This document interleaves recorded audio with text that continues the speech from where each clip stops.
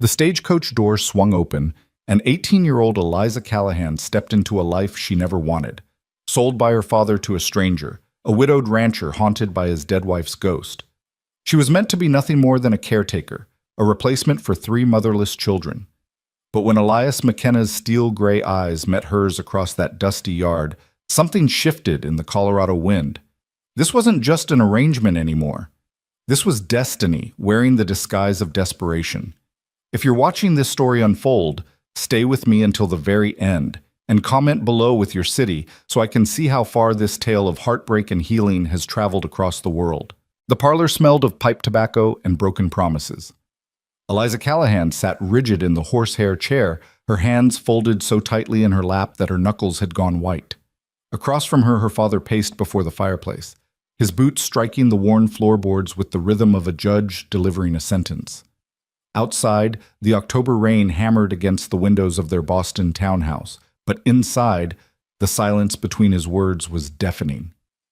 "The matter is settled," Charles Callahan announced, not looking at his daughter. "You'll leave for Colorado Territory in 2 weeks." "Father, please." Eliza's voice cracked, barely more than a whisper. "Enough." He spun to face her, his expression carved from granite. "You'll marry Elias McKenna. He's a respected rancher, a widower with 3 children who need a mother. He's offered a generous sum and guaranteed your security. It's more than a girl of your station could hope for." Eliza felt the walls closing in. 18 years old, and her life was being bartered like livestock at market. "But I don't know him. I don't know anything about him except what you've told me. What more do you need to know?" Her father's voice rose, frustration bleeding through his measured composure. "Your mother's medical bills have buried us in debt. The creditors are circling. This arrangement saves us all, Eliza. It saves you." The unspoken words hung in the air between them. Your mother's illness. Your fault we're here. It wasn't fair. None of it was fair. But Eliza had learned long ago that fairness was a luxury reserved for those with power, and she had none. She was a commodity, a solution to a problem, a warm body to fill a cold house thousands of miles away. "When?" she asked, her voice hollow. "The 15th. Your train leaves at dawn."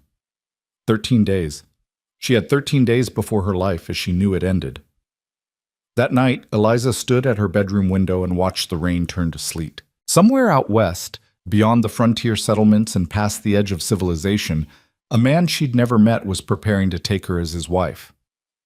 Elias McKenna. Even his name felt foreign on her tongue, hard consonants and frontier roughness, nothing like the soft, cultured names of Boston society. She tried to imagine him. Widowed, her father had said. 3 children. A ranch in the Colorado Territory. In the letters that had been exchanged, negotiations really, conducted through her father without her knowledge until everything was decided, McKenna had included only the barest facts. Age 32. Wife deceased 18 months prior. Ranch of 800 acres. Children aged 8, 5, and 2. No photograph. No words of courtship. No pretense that this was anything other than what it was. A transaction. The next 2 weeks passed in a blur of preparations that felt more like funeral arrangements than wedding plans. Her mother, pale and weak in her sickbed, wept as she helped Eliza pack her trunk. "I'm so sorry," she whispered over and over. "I'm so sorry, my darling girl." "It's not your fault, Mama," Eliza replied, though part of her, the angry, frightened part she tried to suppress, wondered if that was true, if her mother hadn't fallen ill, if the medical bills hadn't mounted. If. Her few friends came to say goodbye, their eyes full of pity. They brought small gifts, a handkerchief, a pressed flower, a book of poems, tokens meant to comfort, but that only deepened her sense of being sent into exile. Margaret Thornton, her closest friend since childhood, gripped her hands and said with tears streaming down her face, "Write to me. Promise you'll write." "I promise," Eliza said, though she wondered what she would write about. "Dear Margaret, today I scrubbed floors for a man who regards me as little more than an unpaid servant. Today I mothered children who resent me for not being their real mother. Today I lay awake in a stranger's house, wondering how my life came to this." The morning of her departure arrived with cruel swiftness. The sky was still dark when her father shook her awake. She dressed in her traveling clothes, a sensible wool dress in deep blue, a practical choice that her mother had insisted upon, and came downstairs to find her trunk already loaded onto the waiting carriage. Her mother couldn't rise from bed to see her off. Eliza spent their final moments together in that dim bedroom, holding her mother's thin hand and trying to memorize every detail of her face. "Be brave, my love," her mother whispered, "and be kind. Kindness will see you through when nothing else will." "I'll try, Mama." "And Eliza?" Her mother's grip tightened. "Don't let bitterness take root in your heart. I know this isn't the life you dreamed of, but sometimes the paths we don't choose become the ones that lead us where we need to be." Eliza nodded, not trusting her voice. The train station was chaos, steam and noise, and crowds of people all going somewhere with purpose, while she felt like she was being carried away by a current she couldn't fight. Her father purchased her ticket: Boston to Chicago, Chicago to Denver, Denver to a tiny settlement called Pine Ridge, where McKenna would meet her, and pressed a small leather purse into her hands. "For emergencies," he said. "There's $50 inside. Don't spend it foolishly." "Thank you, Father."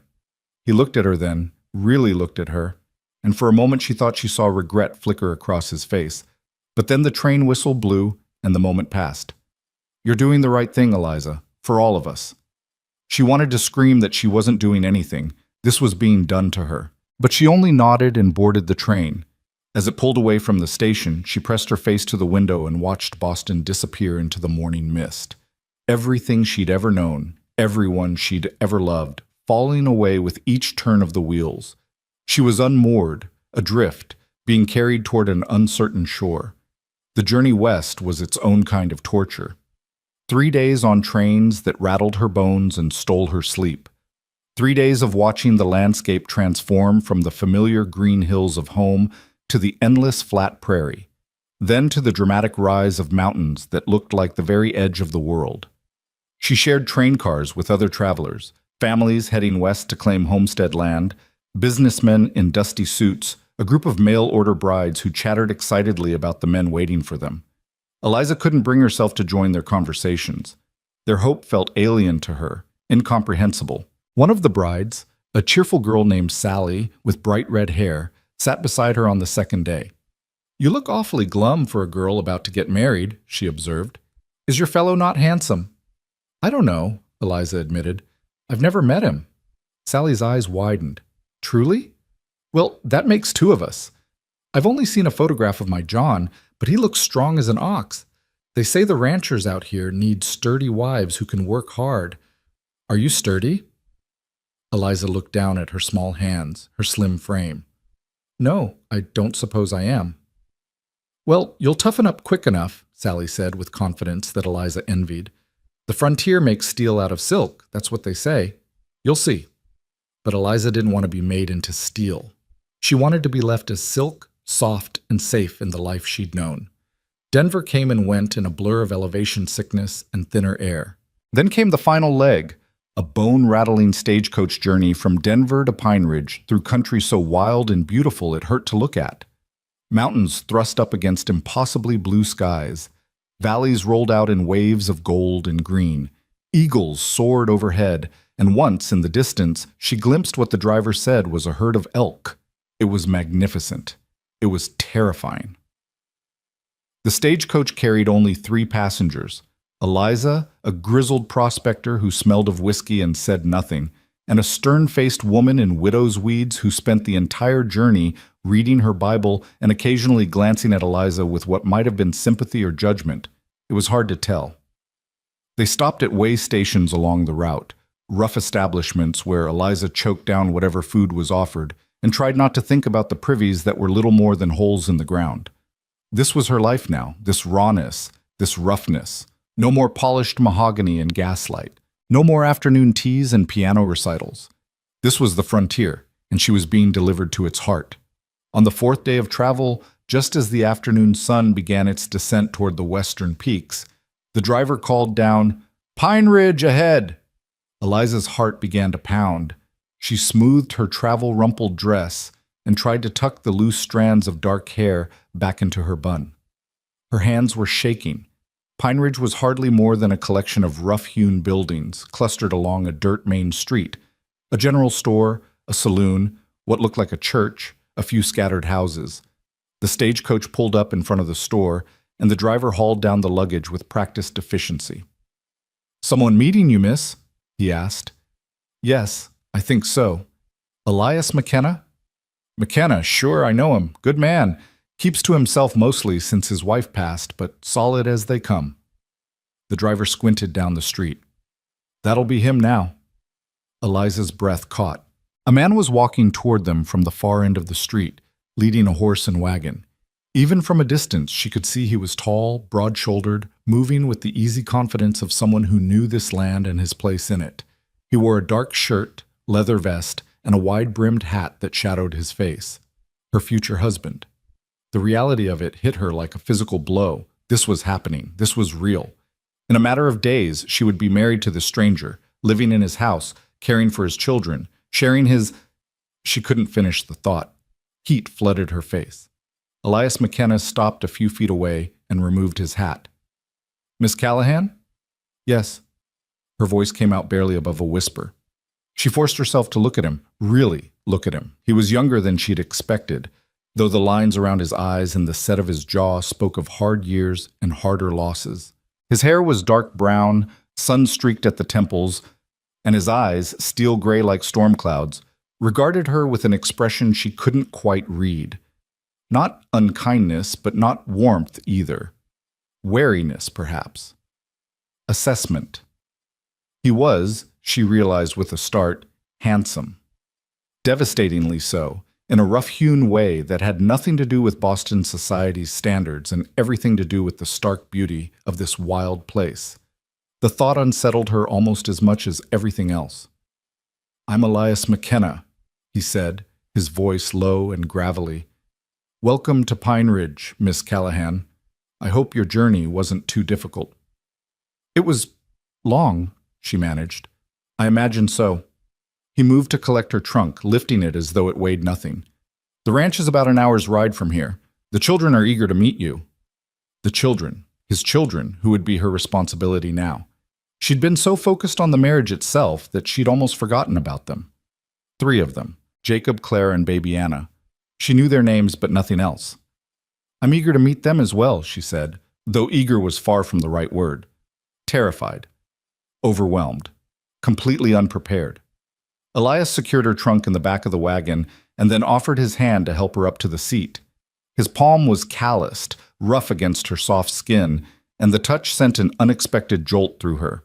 She settled onto the wooden bench, trying to arrange her skirts, while maintaining some semblance of dignity. He climbed up beside her, and she was suddenly, acutely aware of how close they were. His shoulder was inches from hers. She could smell him, leather and sage and something else, something clean and masculine that made her feel strange and off balance. "We'll stop at the general store first," he said, not looking at her as he gathered the reins. "Mrs. Patterson wanted to meet you, and I need to pick up some supplies." "Of course." The general store was dim and crowded, every surface covered with goods, bolts of fabric, farming implements, canned goods, barrels of flour and sugar. A plump woman with gray hair and kind eyes bustled out from behind the counter the moment they entered. "Elias, and this must be Miss Callahan." She seized Eliza's hands before she could respond. "Oh, my dear, welcome. Welcome to our little town. We're so pleased you've come. Those poor children have needed a mother, and Elias here has been running himself ragged trying to manage everything alone." "Martha," Elias said quietly, a note of warning in his voice. "Oh, hush. I'm just welcoming the girl." Mrs. Patterson beamed at Eliza. "If you need anything, dear, advice, supplies, just a friendly ear, you come right to me. We women have to look after each other out here." "Thank you," Eliza said, genuinely touched by the warmth. "That's very kind." They spent another few minutes in the store while Elias collected his supplies, and Mrs. Patterson peppered Eliza with questions about her journey, her family, her experience with children. Eliza answered as best she could, aware of Elias standing nearby, listening to every word. Finally, they were back in the wagon, heading out of town along a rutted dirt road that wound between golden hills. The late afternoon sun painted everything in amber light, And despite her anxiety, Eliza couldn't help but be moved by the beauty of it all. The sky was so vast here, so open. It made her feel both impossibly small and somehow more real than she'd ever felt in Boston's narrow streets. "It's beautiful," she said softly. Elias glanced at her, surprised. "You think so?" "Yes, very much." Something in his expression softened slightly. "It is. Harsh sometimes, especially in winter, but beautiful. My wife—" He stopped abruptly, his jaw tightening. "It's beautiful. My wife." The ghost had been invoked, suddenly present in the space between them. Eliza looked down at her hands. "I'm sorry for your loss," she said quietly. "I can't imagine how difficult it must have been." "Thank you." His voice was stiff, formal. Then, after a long pause, "Miss Callahan, I want to be clear about the nature of this arrangement." Her heart sank. Here it was, the truth laid bare. "I need someone to care for my children," he continued, his eyes fixed on the road ahead. "They need stability, a woman's influence, someone who can give them the attention and care I can't provide while running the ranch. That's what this marriage is about, the children's welfare." "I understand," she said, though understanding didn't make it hurt less. "I can't offer you romance or courtship. I had that once, and His hands tightened on the reins. "I'm not looking for it again. But I can offer you respect, security, and a home. I'll treat you fairly, Miss Callahan. You have my word on that." "And what do you expect from me, Mr. McKenna?" She was surprised by the steadiness in her own voice. "Care for the children, help manage the household, be a mother to Jacob, Clara, and Anna." He paused. "And eventually, when you're ready, be a wife in truth. I'd like more children, if God wills it." Heat flooded her face again. So there it was. Not immediately, he was saying, but eventually, he would expect she would be required. "I see," she whispered. "But there's no rush," he added quickly, perhaps sensing her panic. "We'll take time to adjust. I'm not a brute, Miss Callahan." "I didn't think you were." They rode in silence for a while, the only sounds the creak of the wagon and the clip-clop of the horses' hooves. Eliza tried to imagine what lay ahead. This house full of children and memories of a dead woman. This man beside her who spoke of duty and nothing else. This life she'd been thrust into without choice or preparation. "Tell me about the children," she said finally, needing to fill the silence with something other than her own spiraling thoughts.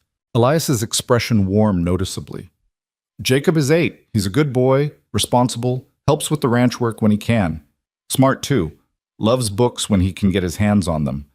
Clara is 5. He paused, choosing his words carefully. "She's having the hardest time. She was very close to her mother. And then there's Anna. She just turned 2. She doesn't remember her mother at all, which is perhaps a mercy." A mercy, Eliza thought, or a tragedy. To never know the woman who gave you life. "They know I'm coming." "Yes, I told them about you." Jacob seemed pleased. "Anna's too young to understand. Clara—" He trailed off. "Clara isn't happy about it," Eliza finished. "She's protective of her mother's memory. It's natural."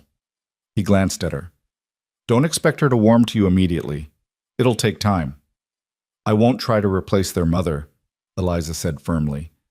"I couldn't, even if I wanted to. I'll just try to be, something good for them, something helpful." For the first time, she saw something like approval in his eyes. "That's all I'm asking." The ranch came into view as they crested a hill, and Eliza's breath caught.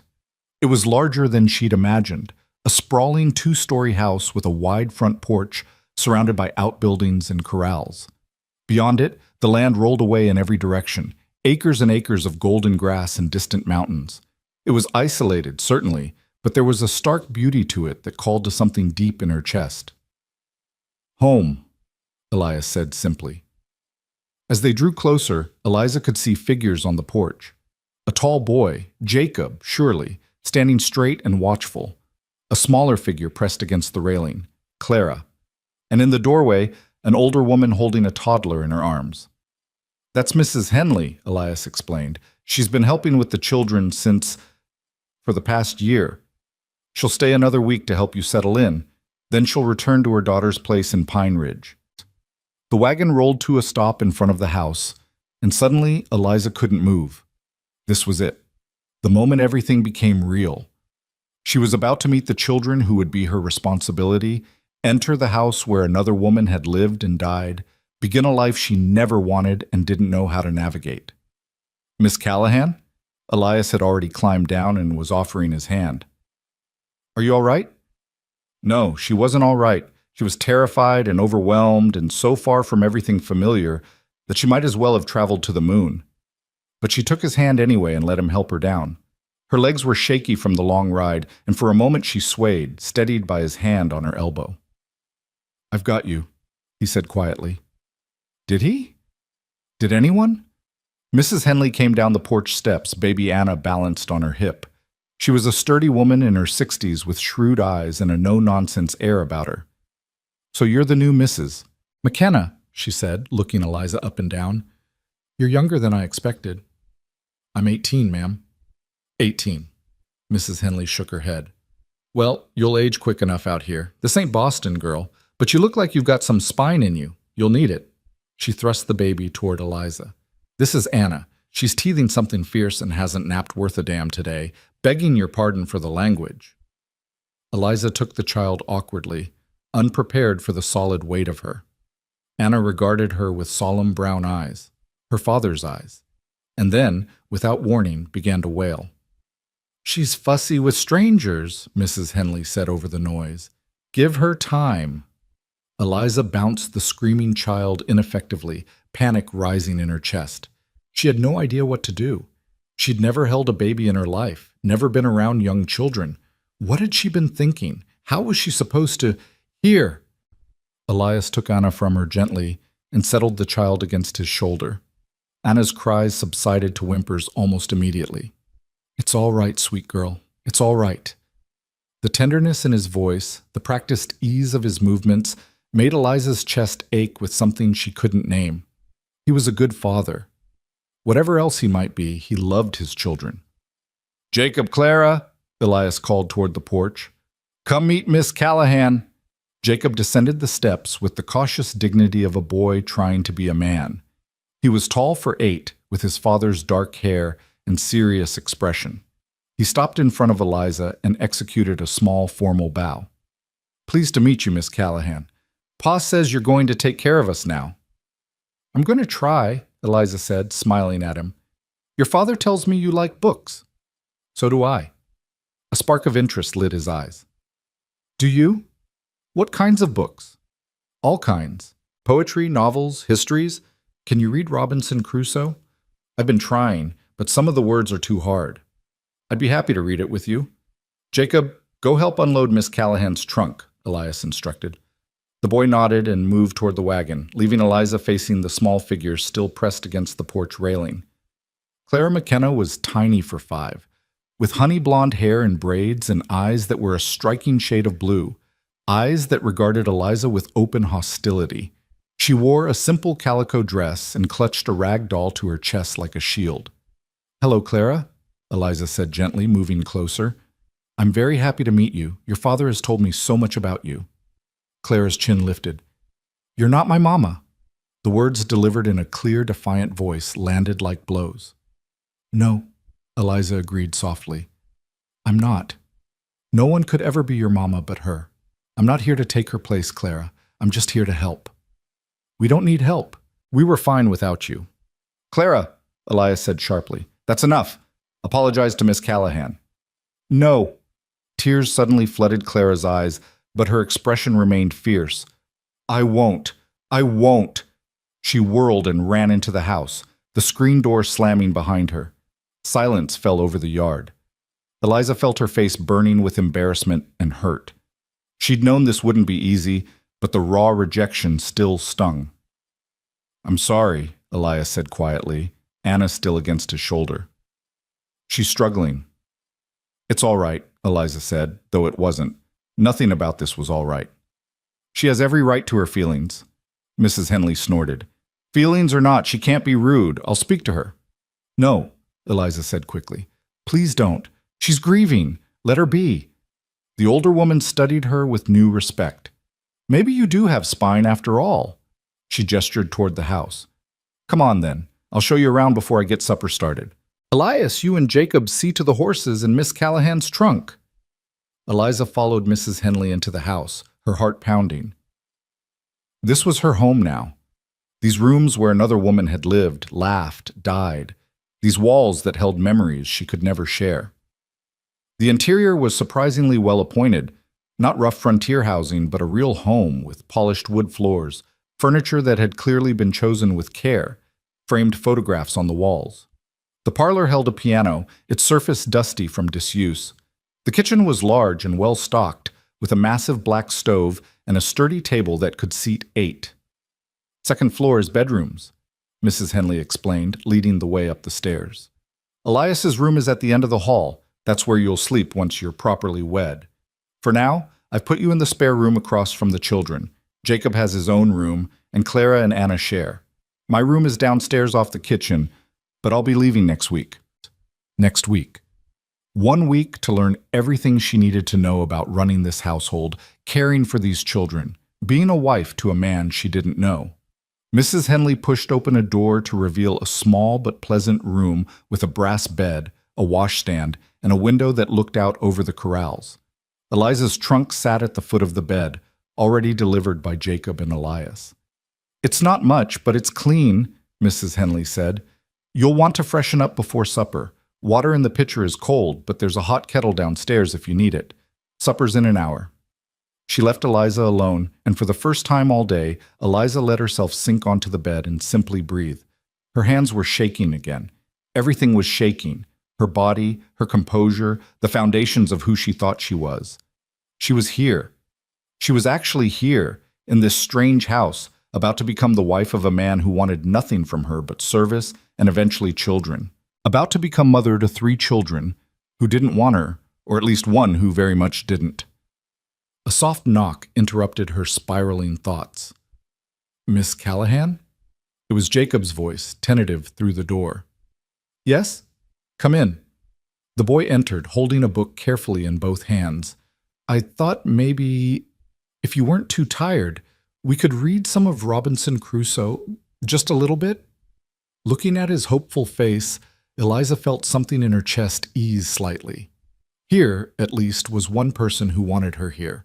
One small connection in a house full of strangers and grief. I'd like that very much, she said, patting the bed beside her. Come sit. They read together for half an hour, Jacob sounding out the difficult words while Eliza helped him through the harder passages. He was bright, as Elias had said, and hungry for learning. He asked her questions about the story, about England, about what it must be like to be shipwrecked on an island. Do you think you'd survive? He asked. If you were shipwrecked? I don't know, Eliza said honestly. I suppose you don't know what you're capable of until you're tested. Pa says the frontier tests everyone. He says it makes you stronger or breaks you, and there's no in between. And what do you think? Jacob considered this seriously. I think it's doing both to him, making him stronger but breaking him too. He looked up at her with those solemn eyes. Maybe you can help fix what's broken. Before Eliza could respond, Mrs. Henley's voice boomed up the stairs. Supper! The dining room table was an exercise in awkwardness. Elias sat at the head, Eliza to his right, Jacob to his left. Mrs. Henley took the foot of the table with Anna in a high chair beside her. The only empty place was next to Eliza, Clara's spot, and the little girl's absence was a presence all its own. Where's your sister? Elias asked Jacob. She said she wasn't hungry. She needs to eat. I'll take her up a plate later, Mrs. Henley said. Let her sulk for now. She'll come around. The meal, roast chicken, potatoes, green beans from the summer garden, was delicious, but Eliza could barely taste it. She was too aware of Elias beside her, of the weight of expectations and uncertainties, of the ghost that seemed to hover over the table though no one mentioned her. Miss Callahan has offered to help Jacob with his reading, Elias said, breaking the silence. That's good, Mrs. Henley approved. Boy needs schooling. It's a shame the teacher in Pine Ridge left last spring. No one's replaced her yet. I could teach him, Eliza offered, and Clara too when she's ready. You know about teaching? Elias looked surprised. I attended a good school in Boston. I'm not trained as a teacher, but I could manage the basics: reading, arithmetic, history, geography. That would be, Elias paused, something like gratitude in his eyes. That would be very helpful. Thank you. After supper, Mrs. Henley showed Eliza the rhythms of the household, where things were kept, how to work the temperamental stove, when the children needed to be put to bed. It was overwhelming, but Eliza took mental notes, determined to prove she could handle this even if she felt like she was drowning. When the children were settled, Jacob in his room with his book, Anna asleep in her crib, Clara still refusing to come out, Eliza found herself alone with Elias on the front porch. The sun had set, and stars were beginning to emerge in the darkening sky, more stars than she'd ever seen in her life. I want to show you something, Elias said quietly. He led her around the side of the house to a small fenced area beneath a willow tree. Inside the fence were two wooden crosses, simply carved. The larger one read, Sarah McKenna, beloved wife and mother, 1850 to 1882. Eliza's throat tightened. Sarah. Her name had been Sarah. I wanted you to know where she is, Elias said, his hat in his hands, his voice rough. She's part of this place, part of these children. I can't pretend she never existed, and I won't ask you to. I wouldn't want you to, Eliza said softly. He looked at her then, really looked at her, and she saw the pain etched into every line of his face. This was a man still deep in grief, still bound to the woman buried beneath that willow tree. How could she ever compete with a ghost? How could she ever be enough? I know this isn't fair to you, he said. You're young. You should be courted properly, should have choices. But I'm grateful you're here. The children need you. The children need you. Not I need you. Not even welcome. Just the children. I'll do my best by them, Eliza promised. That's all I can offer. It's enough. But as she lay in her narrow bed that night, listening to the unfamiliar sounds of this house settling around her, Eliza wondered if it would ever truly be enough. She was 18 years old, 1,200 miles from everything she'd known, married to a ghost as much as to a man. And tomorrow it would all become real. The wedding would bind her here forever. The morning sun was barely touching the horizon when Eliza woke to the sound of a rooster crowing and boots on hardwood floors. For a disoriented moment, she thought she was back in Boston, that the past weeks had been nothing but a fever dream. Then she opened her eyes to unfamiliar walls, and reality crashed down like cold water. Today was her wedding day. There was no excitement, no flutter of anticipation, just a heavy inevitability settling into her bones. In a few hours, she would stand before a minister and promise herself to a man who saw her as a solution to a problem. She would become Mrs. Elias McKenna, stepmother to 3 children, mistress of a house that still belonged to a dead woman. A soft knock pulled her from her thoughts. Miss Callahan, Mrs. Henley's voice came through the door. Time to get up. Reverend Michaels will be here at 10, and there's breakfast to make. Breakfast to make. On her wedding morning. Eliza almost laughed at the absurdity of it. She dressed quickly in the same blue traveling dress she'd worn yesterday. It was the nicest thing she owned, though hardly wedding finery. In Boston, girls spent months planning their weddings, choosing fabrics for gowns, selecting flowers, dreaming of cathedral ceremonies with hundreds of guests. Eliza would have a quick ceremony in a rancher's parlor with a handful of witnesses and no white dress to mark the occasion. The kitchen was already warm when she entered, Mrs. Henley at the stove and Jacob sitting at the table carefully cutting slices of bread. The boy looked up and gave her a tentative smile.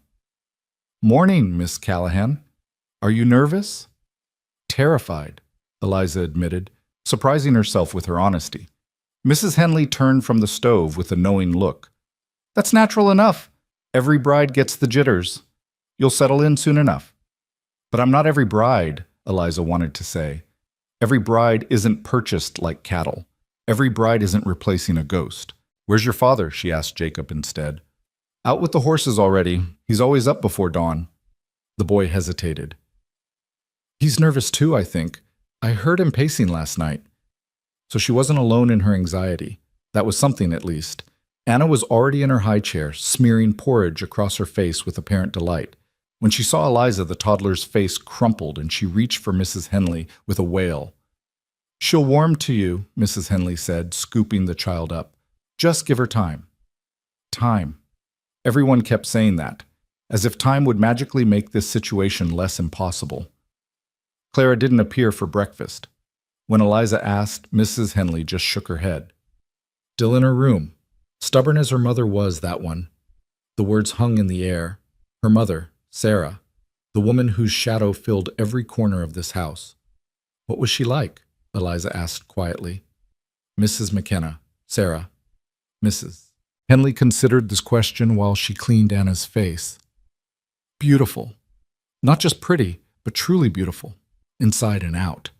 She had a way of making everyone feel special, could walk into a room and light it up just by smiling. She paused. She and Elias were love matches, rare out here. They met at a church social in Denver, and he courted her proper, moved heaven and earth to build this house for her before the wedding. She wasn't cut out for frontier life, came from a good family, had education and refinement, but she never complained, just loved her family and made the best of it. Each word was a knife. Beautiful, refined, beloved. A love match. How could Eliza ever measure up to that? How could she ever be anything but a pale imitation, a necessary substitute that would never be enough? She died giving birth to Anna, Mrs. Henley continued, her voice softer now.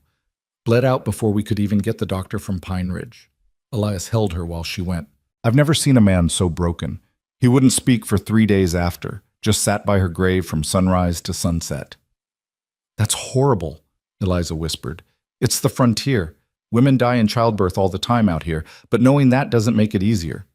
Mrs. Henley met Eliza's eyes. I'm telling you this not to scare you, but so you understand what you're walking into. That man out there is still grieving. Those children are still grieving.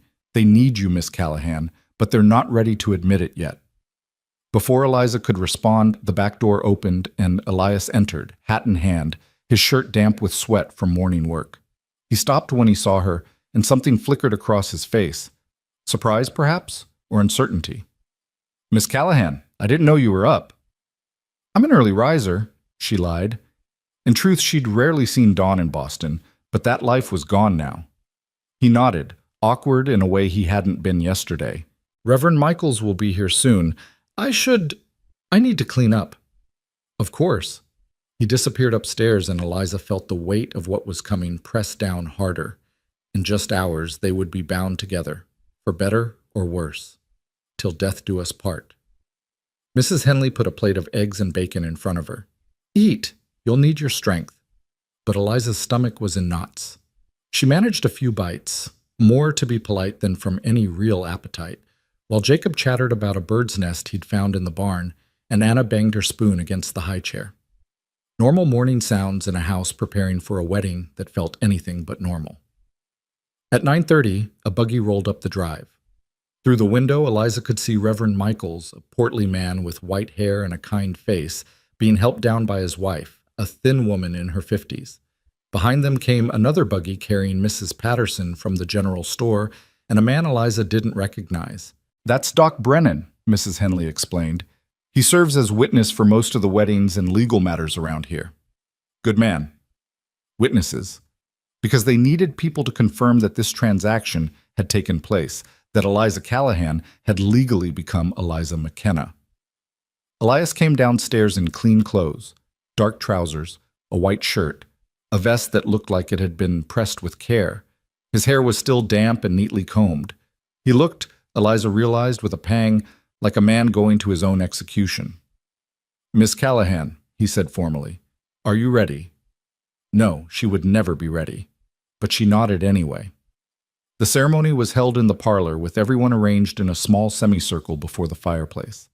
Elias stood straight and stiff as a soldier, Eliza beside him trying not to tremble.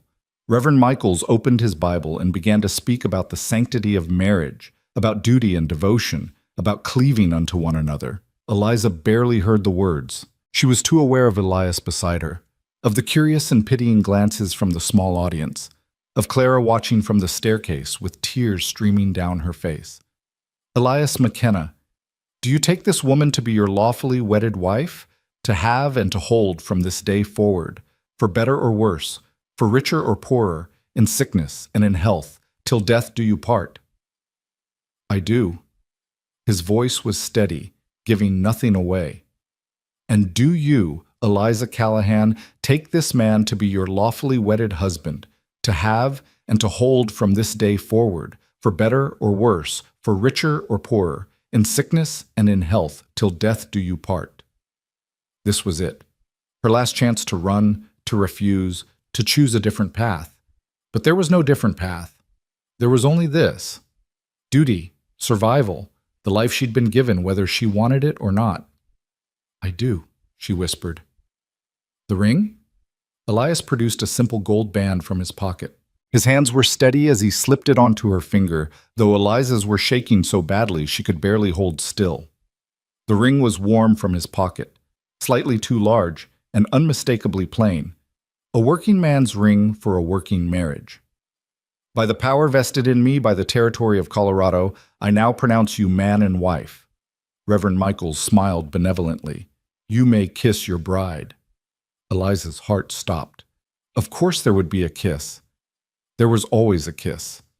But she hadn't thought about it, hadn't prepared herself for the reality of Elias McKenna's lips on hers. He turned to her, and she saw her own uncertainty reflected in his eyes. Then he leaned down. He was so much taller than her, and pressed his lips to hers in the briefest, most chaste of kisses. It was over almost before it began, but Eliza felt it like a brand. Her first kiss, given and taken in front of strangers as a formality, not an expression of love. Congratulations. Mrs. Patterson rushed forward to embrace them both. Oh, what a lovely ceremony. You make a handsome couple, you truly do.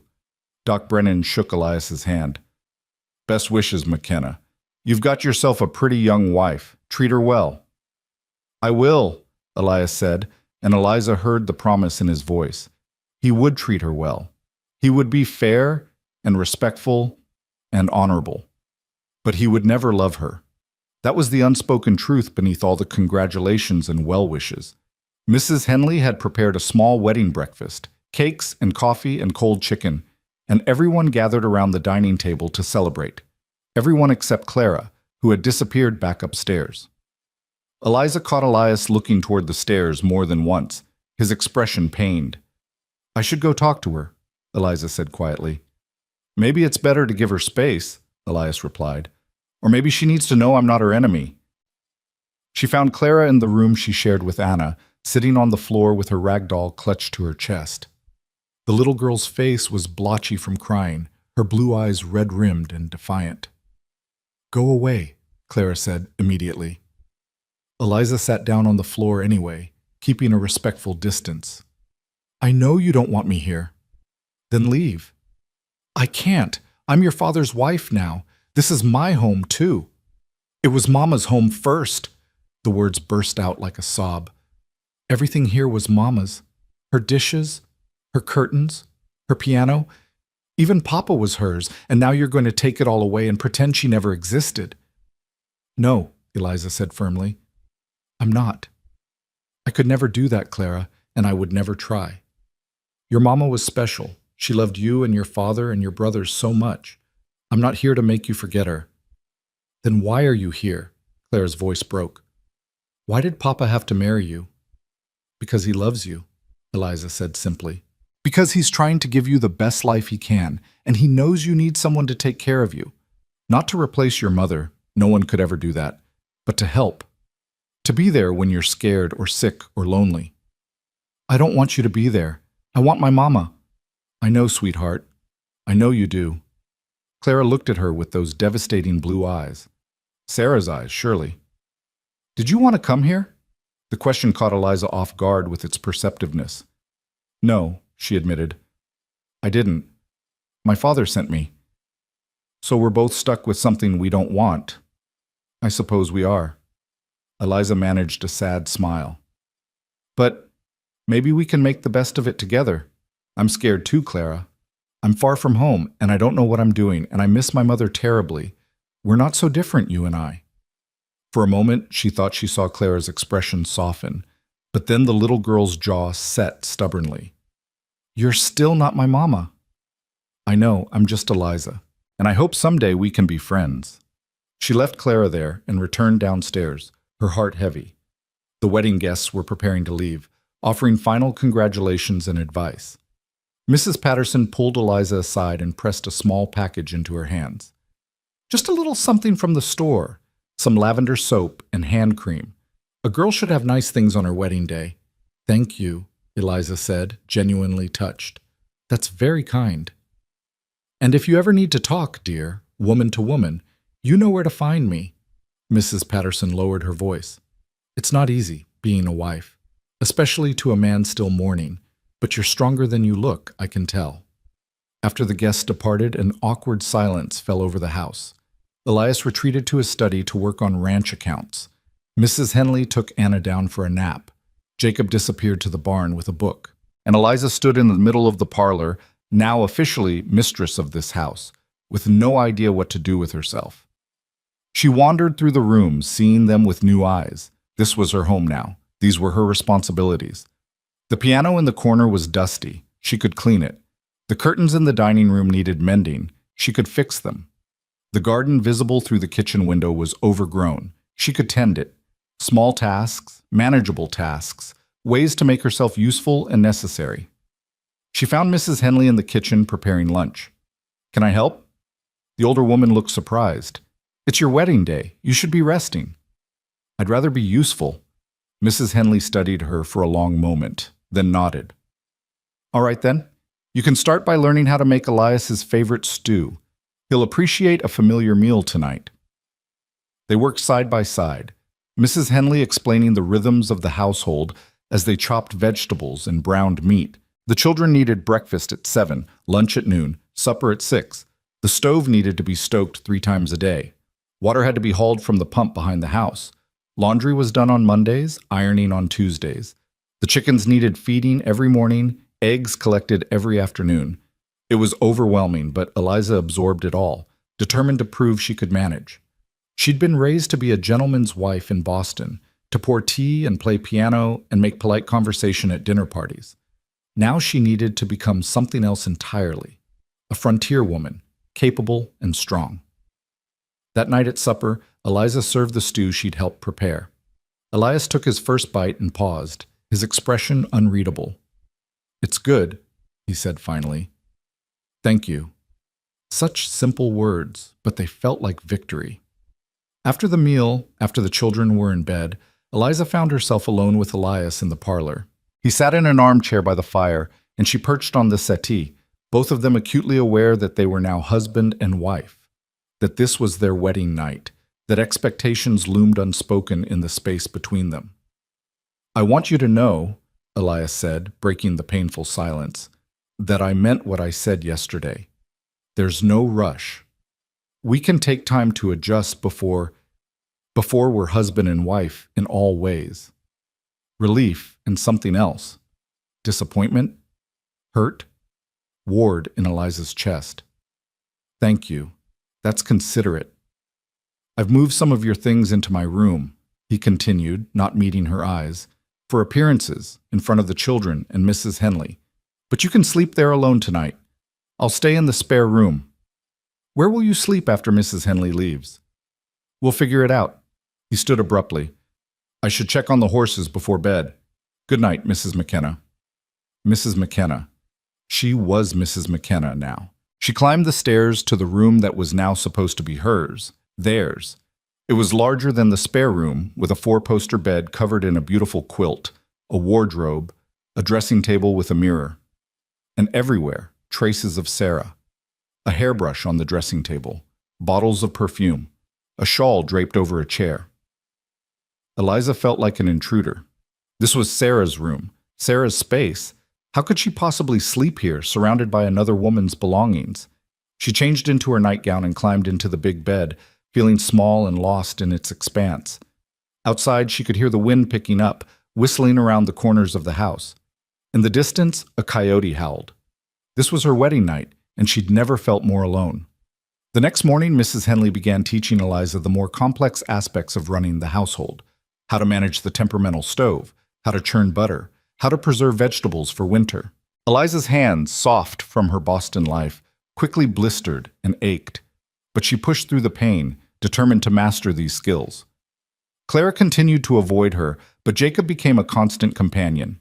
He followed her from room to room, asking questions, offering to help, clearly starved for attention and conversation.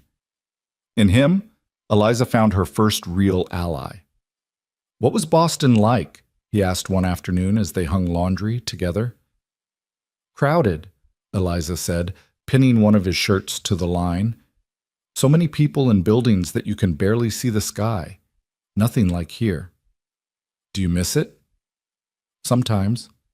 I miss my mother and my friend Margaret. But—" She paused, surprised by her own words. "I'm starting to see the beauty here, too. The sky is so big, and the mountains are magnificent. Pa says the mountains are God's cathedral. He used to take Mama up into the hills to see the wildflowers every spring." Jacob's face fell. He hasn't gone since she died. Another piece of the puzzle. Another glimpse into the life that had been and the grief that remained. That evening, Eliza noticed Elias standing at the parlor window, staring out at Sarah's grave beneath the willow tree. She'd seen him do this several times now, just standing there, lost in memory, his expression haunted. She wanted to go to him, to offer comfort, but she didn't know how. They were married but strangers, bound by law but separated by grief and circumstance. Later, as she helped Clara and Anna prepare for bed, Clara still resistant but slightly less hostile, she heard raised voices from downstairs. Moving to the top of the stairs, she could make out Elias and Mrs. Henley in the kitchen. "You're going to have to let her in eventually," Mrs. Henley was saying. "That girl is trying her best, and you're treating her like hired help." "I treat her with respect," Elias replied, his voice tight. "Respect isn't enough. She's your wife, Elias. She deserves more than cold courtesy." "What do you want from me, Martha? I married her. I'm providing for her. What more should I do?" "You could try seeing her as a person, not just a solution to a problem. She's 18 years old, for God's sake, scared and alone and trying to find her place in a house full of ghosts. Show her some kindness." Silence. Then, "I'm trying." "Try harder." Eliza crept back to her room, to Sarah's room, her cheeks burning. So even Mrs. Henley saw the distance between them, the coldness of this arrangement. She was trying so hard to be useful, to be worthy, to earn her place. But maybe useful wasn't enough. Maybe worthy wasn't the same as wanted. 3 days passed in a blur of lessons and chores. Eliza learned to make bread, to feed the chickens, to sweep floors and wash windows. Her hands grew rougher, her back ached, but she felt herself growing stronger too. There was satisfaction in mastering these tasks, in seeing the house respond to her care. Clara began to thaw by degrees. She didn't speak to Eliza directly, but she stopped running away when Eliza entered a room. Once, Eliza caught the little girl watching her from the stairs as she played piano, tentatively, self-consciously, testing whether she was allowed to touch Sarah's instrument. "Do you know any songs?" Clara asked suddenly. Eliza's hand stilled on the keys. "A few. Would you like to hear one?" Clara nodded, creeping down the stairs to perch on the edge of a chair. Eliza played a simple lullaby her mother used to sing, and as the notes filled the room, she saw Clara's expression soften. When the song ended, the little girl said quietly, "Mama used to play that one." "Did she? She had good taste. Will you play it again?" "As many times as you want." It was the first real conversation they'd had, and Eliza's heart lifted with hope. Maybe, just maybe, she could find her way into this child's heart. On the 4th day, Mrs. Henley announced it was time for her to return to her daughter's home in Pine Ridge. "You're ready," she told Eliza that morning. "You know what needs doing, and you're not afraid of hard work. You'll manage just fine." But as the older woman climbed into Elias's wagon for the ride to town, Eliza felt panic rise in her throat. She wasn't ready. She barely knew what she was doing. How could she possibly manage 3 children and a household on her own? "You'll do well," Mrs. Henley said, as if reading her thoughts. "Trust yourself. And be patient with Elias. He's a good man under all that grief. Give him time. Time. Always time." The house felt different with Mrs. Henley gone. Quieter, more intimidating. Suddenly, every decision was Eliza's to make, every problem hers to solve. When Anna woke from her nap crying and feverish, Eliza had to figure out how to bring down the fever. When Jacob tore his trousers, she had to mend them. When Clara refused to eat her vegetables, she had to find a way to coax her.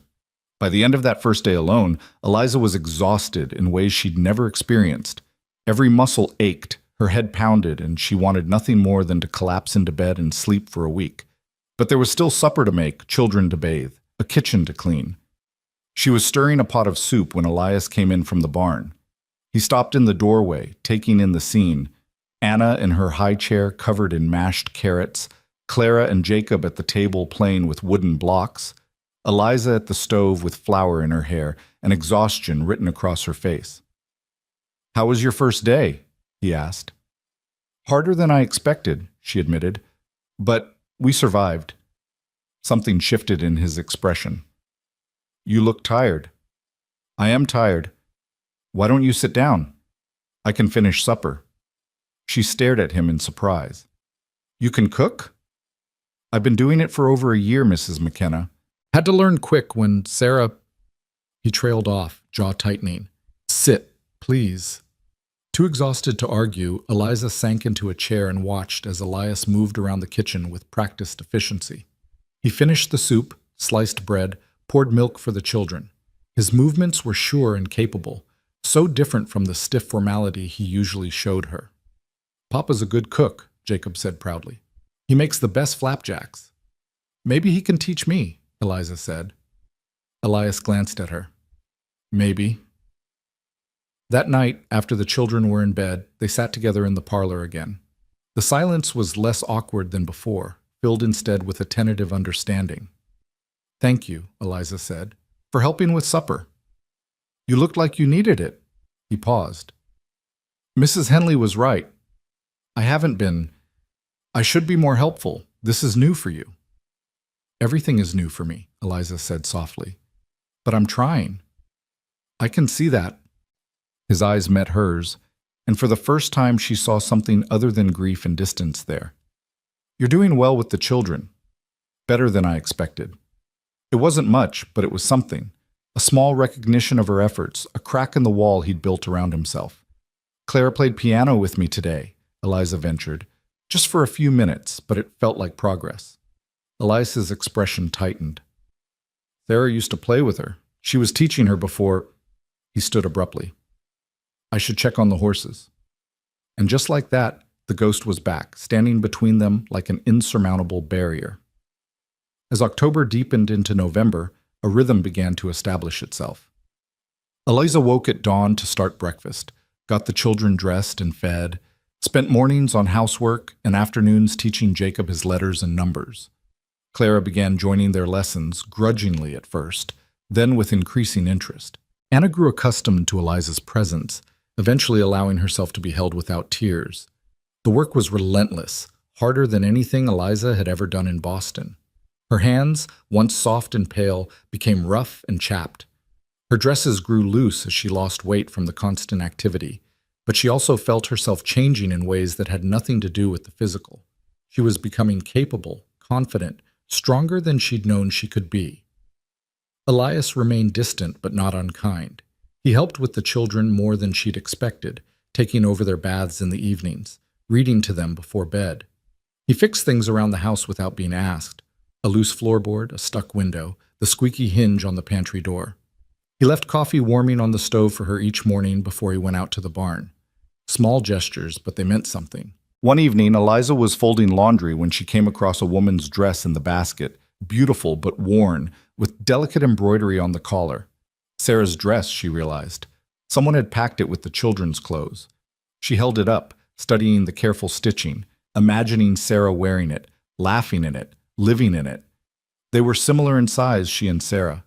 The dress would probably fit her. That was her favorite. Eliza spun to find Elias in the doorway, his expression unreadable. "I'm sorry," she said quickly. "I didn't mean to—" "It's all right." He stepped into the room, his eyes on the dress. She wore it to church every Sunday, said it made her feel pretty. His voice roughened. Everything made her feel pretty. She had a way of finding joy in the smallest things. Unlike me, Eliza thought. Unlike this arrangement that has no joy in it. "What should I do with it?" she asked quietly. Keep it. Alter it if you need to, or give it away. He swallowed hard. I can't keep holding on to everything. She's gone, and keeping her clothes won't bring her back. It was the most vulnerable she'd ever seen him, and something in Eliza's chest cracked open. I know I'm not her, she said softly. I know I never will be. But I'm here, Elias, and I'm trying to build something good for your children, for this family. I can't compete with her memory, but maybe I don't have to. Maybe there's room for both of us in this house. He looked at her then, really looked at her, and she saw surprise in his eyes. You're nothing like her, he said finally. The words stung, even though she'd just said them herself. But then he continued. She was sunshine and laughter, never met a stranger. You're quieter, more careful. But you're strong in ways she never had to be, and you're kind to my children even when they make it hard. That's worth something, Mrs. McKenna. That's worth a lot. It wasn't love, it wasn't even affection, but it was recognition, and for now, that was enough. The first snow came in mid-November, transforming the ranch into a winter wonderland overnight. Eliza woke to white covering everything, the world gone quiet and clean. The children were beside themselves with excitement, begging to go outside and play. After chores and lessons, Eliza said firmly, already learning the delicate balance between discipline and joy.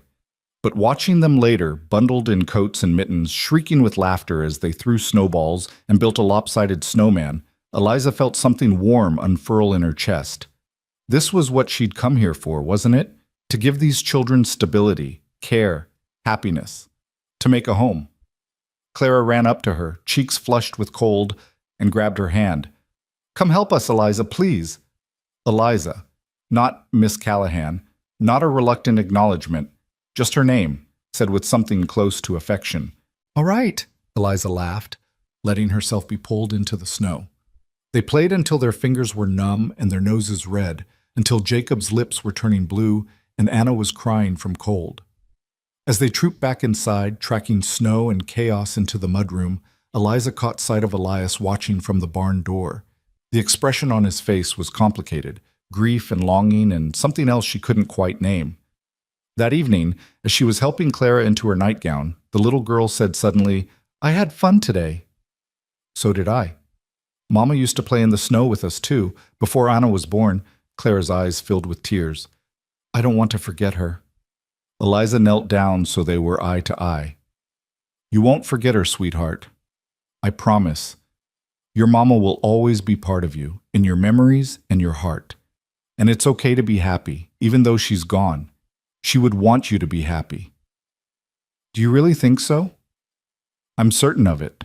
Mothers always wanted their children to be happy. Clara threw her arms around Eliza's neck in a sudden, fierce hug. I'm glad you're here, she whispered, even though I didn't want you at first. Eliza held her close, tears stinging her own eyes. I'm glad I'm here too. It was the truth she realized with surprise. Despite everything, the fear, the exhaustion, the loneliness, there was something here worth holding on to. These children who were slowly becoming hers. This house that was gradually feeling like home. This life that was harder than anything she'd imagined, but also more real. Later that night, long after the children were asleep, Eliza sat at the kitchen table with a cup of tea, too tired to move but not quite ready for bed. The day's events played through her mind. Clara's hug, Jacob's laughter, Anna's sleepy weight in her arms, Elias's unreadable expression as he watched them play. She heard footsteps and looked up to find Elias in the doorway. You're up late, he observed. Just thinking. He poured himself coffee and, to her surprise, sat down across from her. They'd shared meals, shared space, but this felt different, more intimate, more deliberate.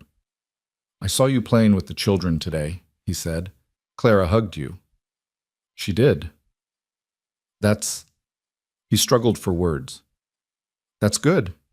That's what she needs. She's a wonderful little girl. They all are. You've done well with them, especially given, she trailed off. Given that I had no idea what I was doing? His mouth quirked in something that might have been a smile. I'm still figuring it out. We both are. They sat in companionable silence for a moment, and Eliza felt the wall between them lower just slightly. Not disappearing, That would take much longer, but becoming less insurmountable.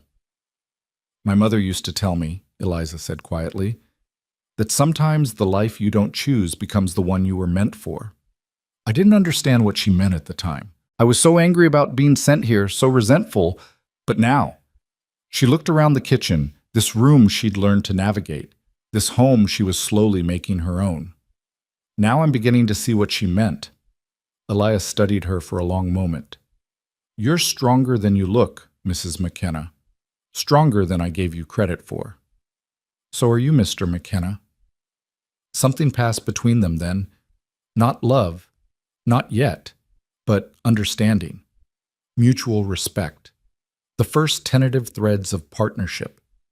As Eliza finally climbed the stairs to bed, she realized that for the first time since arriving in Colorado, she didn't feel quite so alone. She was building something here, brick by brick, day by day. A place in this family, a purpose. Maybe even, eventually, a future worth wanting. The ghost was still there, would always be there. But perhaps there was room for both Sarah's memory and Eliza's present. Perhaps this house was big enough for all of them. Winter settled over the ranch with a fierce determination that took Eliza's breath away.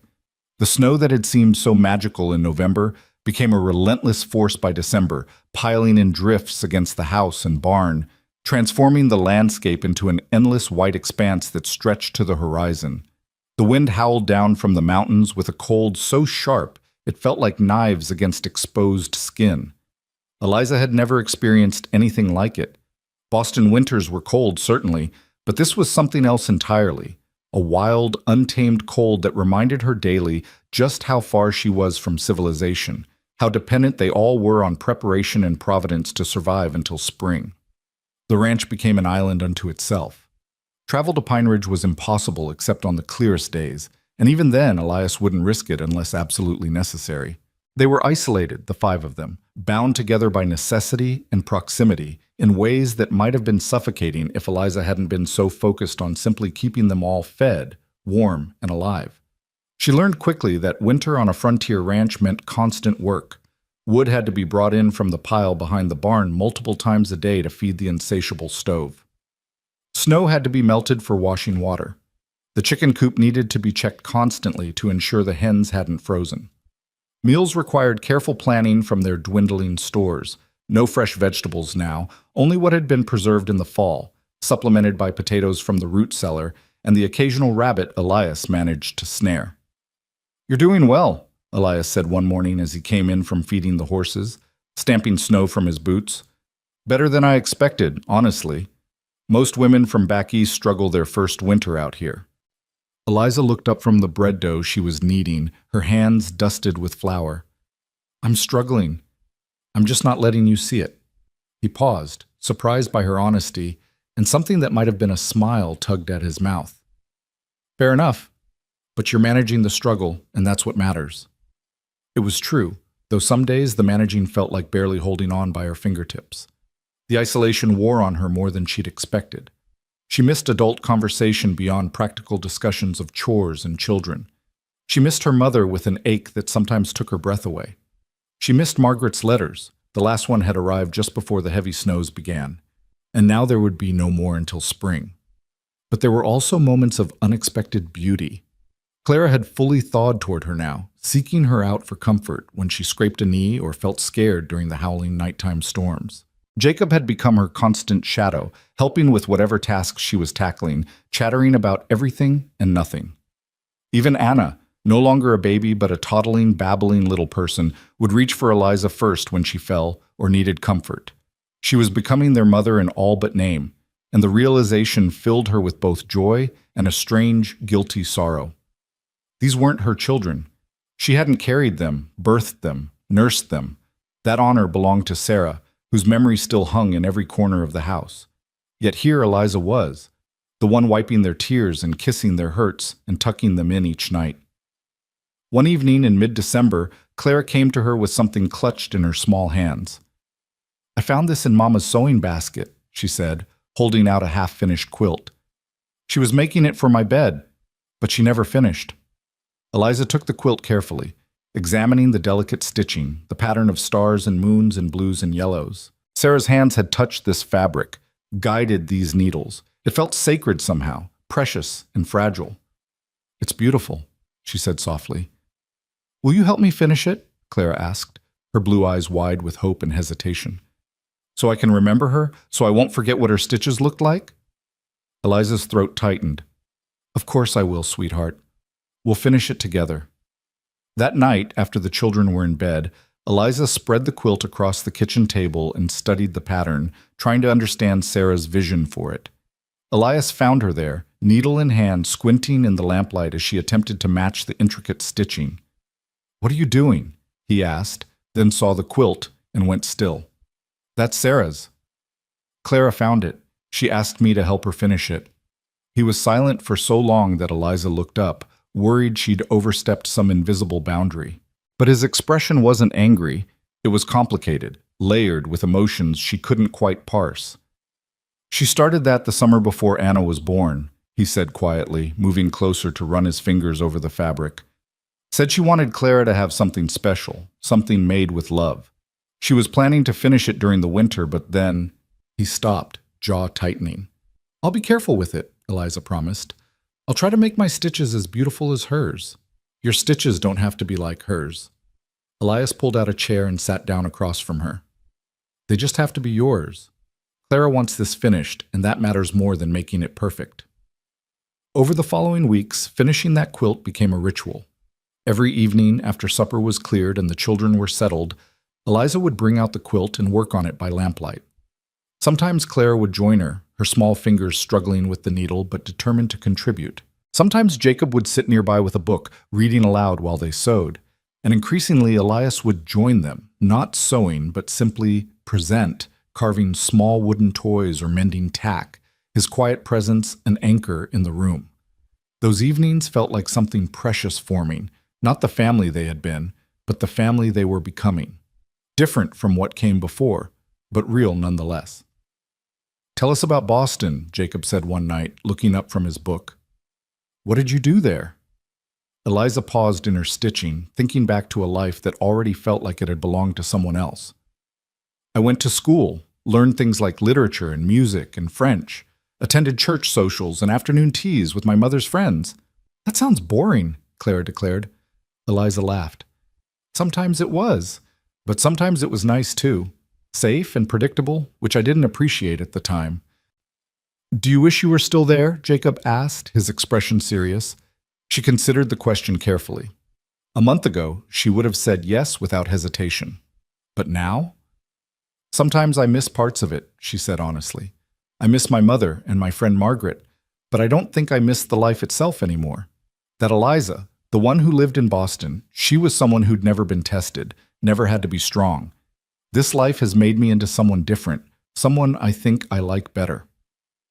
Elias looked up at that, meeting her eyes across the table. Something passed between them. Understanding, maybe, or recognition. She saw him truly seeing her for the first time, not as a solution or a substitute, but as Eliza. Just Eliza, with her own strength and struggles and worth. "You've made this house feel like a home again," he said quietly. "I didn't think that was possible." The words settled into Eliza's chest, warm and weighty. It wasn't a declaration of love, but it was something, acknowledgement, appreciation, the foundation of something that might one day grow into more. Christmas approached, and with it came a flurry of preparation that kept Eliza busy from dawn until well past dark. She and Clara finished the quilt on Christmas Eve, the final stitches completed by firelight while snow fell heavy outside the windows.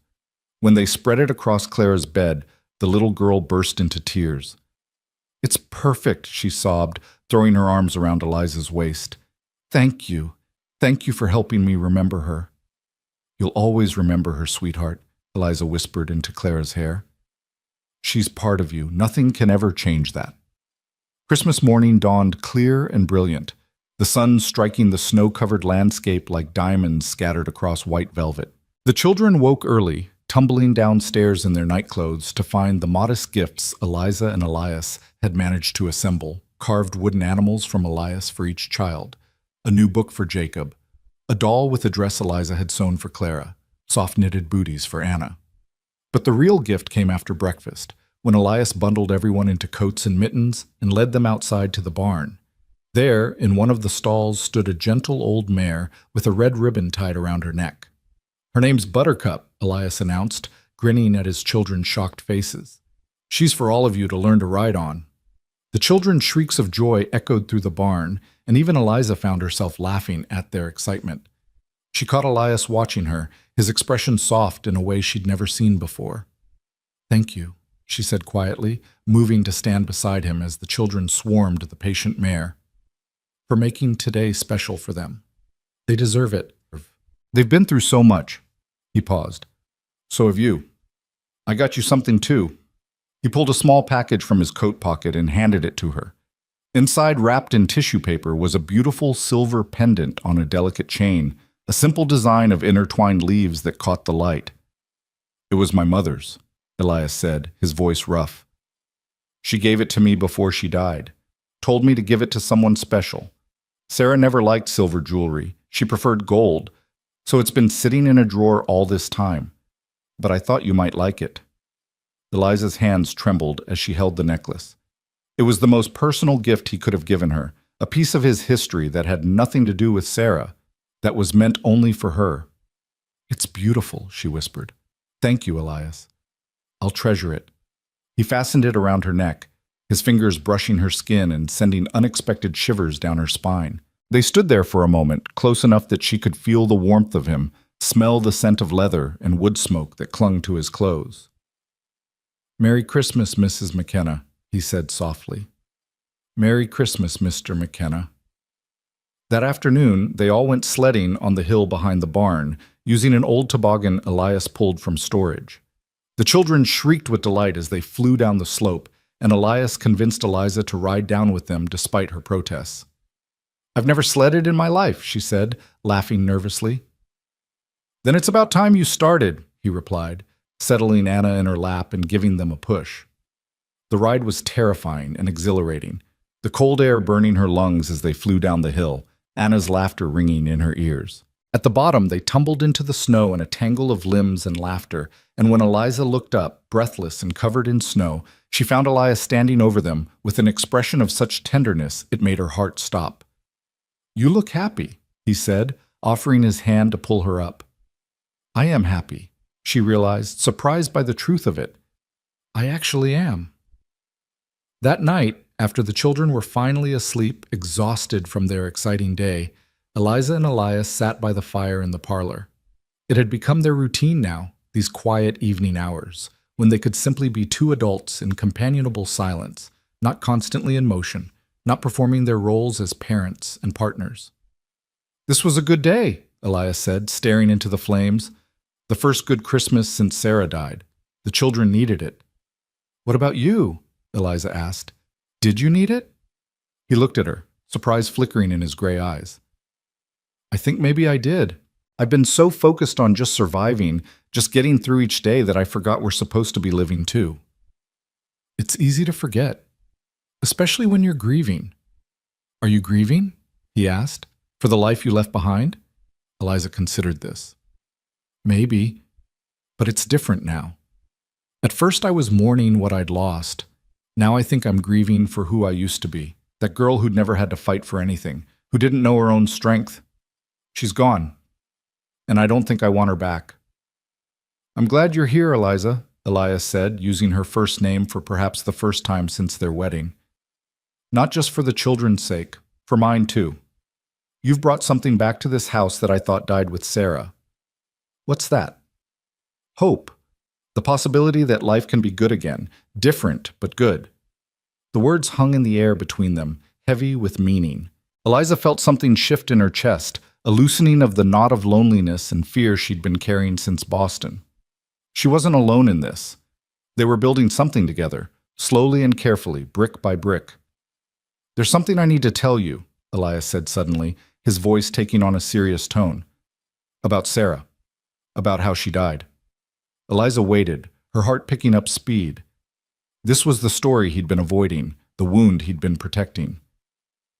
"The pregnancy was difficult from the start," he began, staring into the fire rather than at her. She was sick, weak, but she insisted she'd be fine. Said she'd been through it twice before and knew what to expect. But something was wrong, I could feel it, even if the doctor said everything looked normal. He paused, his hands gripping the arms of his chair so tightly his knuckles went white. When her time came, it happened fast. Too fast. The midwife was here, helping, but there was so much blood, too much blood. Anna was born healthy, perfect, but Sarah just kept bleeding. By the time the doctor arrived from Pine Ridge, it was too late. She died in my arms while her newborn baby cried in the next room. Eliza's eyes filled with tears. "I'm so sorry, Elias." I promised her I'd take care of the children, that I'd make sure they knew how much she loved them. But I've been failing at that. I've been so lost in my own grief that I couldn't see they were drowning in theirs. Then you came, and you've done what I couldn't. You've helped them smile again, helped them remember that life goes on even when it feels impossible. You haven't failed them, Eliza said firmly. You've kept them safe and fed and loved. That's not failing, Elias. That's surviving an impossible situation. He finally looked at her, and she saw tears on his cheeks. She'd never seen him cry, hadn't imagined he would allow himself to be so vulnerable in front of her. "I didn't want to marry again," he said roughly. The thought of replacing Sarah felt like a betrayal, but I also knew I couldn't raise 3 children alone, couldn't give them what they needed. So I wrote those letters, made that arrangement with your father, and told myself it was just practical, just business. And now? Now I'm realizing you're not a replacement for Sarah. You're something else entirely, your own person, with your own strength and kindness. And I'm grateful for that. I don't want you to be Sarah. I want you to be Eliza. The words broke something open inside her, a dam she didn't know she'd built. Tears spilled down her cheeks, and before she could think better of it, she crossed the space between them and knelt beside his chair. "I don't want to be Sarah either," she said. "I just want to be enough as myself." "You are," he whispered, reaching out to cup her face in his rough, calloused hand. "You are enough, Eliza. More than enough." They stayed like that for a long moment, his hand on her face, her hands resting on his knees, something new and fragile forming in the space between them. Not love, not yet, but the possibility of it. The first tentative reaching toward connection that was theirs alone, not borrowed from the past or forced by circumstance. When they finally pulled apart, the air felt charged with unspoken things. Elias stood and offered his hand to help her up, and this time when their fingers touched, neither of them pulled away quickly. They stood there, hands linked, the fire crackling beside them, and the children sleeping peacefully upstairs. "We should get some rest," Elias said finally, though he made no move to release her hand. "Yes," Eliza agreed, though she didn't want this moment to end. But as they climbed the stairs together, stopping at the top to go their separate ways, him to his room, her to the spare room where she still slept, Eliza felt something had fundamentally changed. The distance between them was still there, but it was smaller now, more navigable. They were no longer strangers sharing a house. They were partners beginning to understand each other. January brought storms that buried the ranch in snow so deep that Elias had to dig paths from the house to the barn just to tend the animals. They were completely cut off from Pine Ridge, from any outside contact, and the isolation pressed in on them from all sides. But inside the house, something was blooming.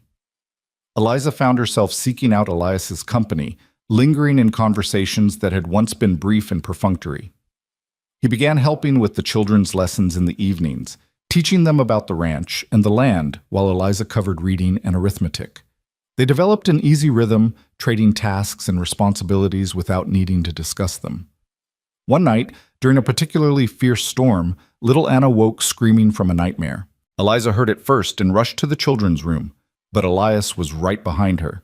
Together they soothed the frightened toddler, Eliza holding her while Elias sang a soft lullaby in a voice Eliza had never heard him use before, tender and sweet and utterly at odds with his rough exterior.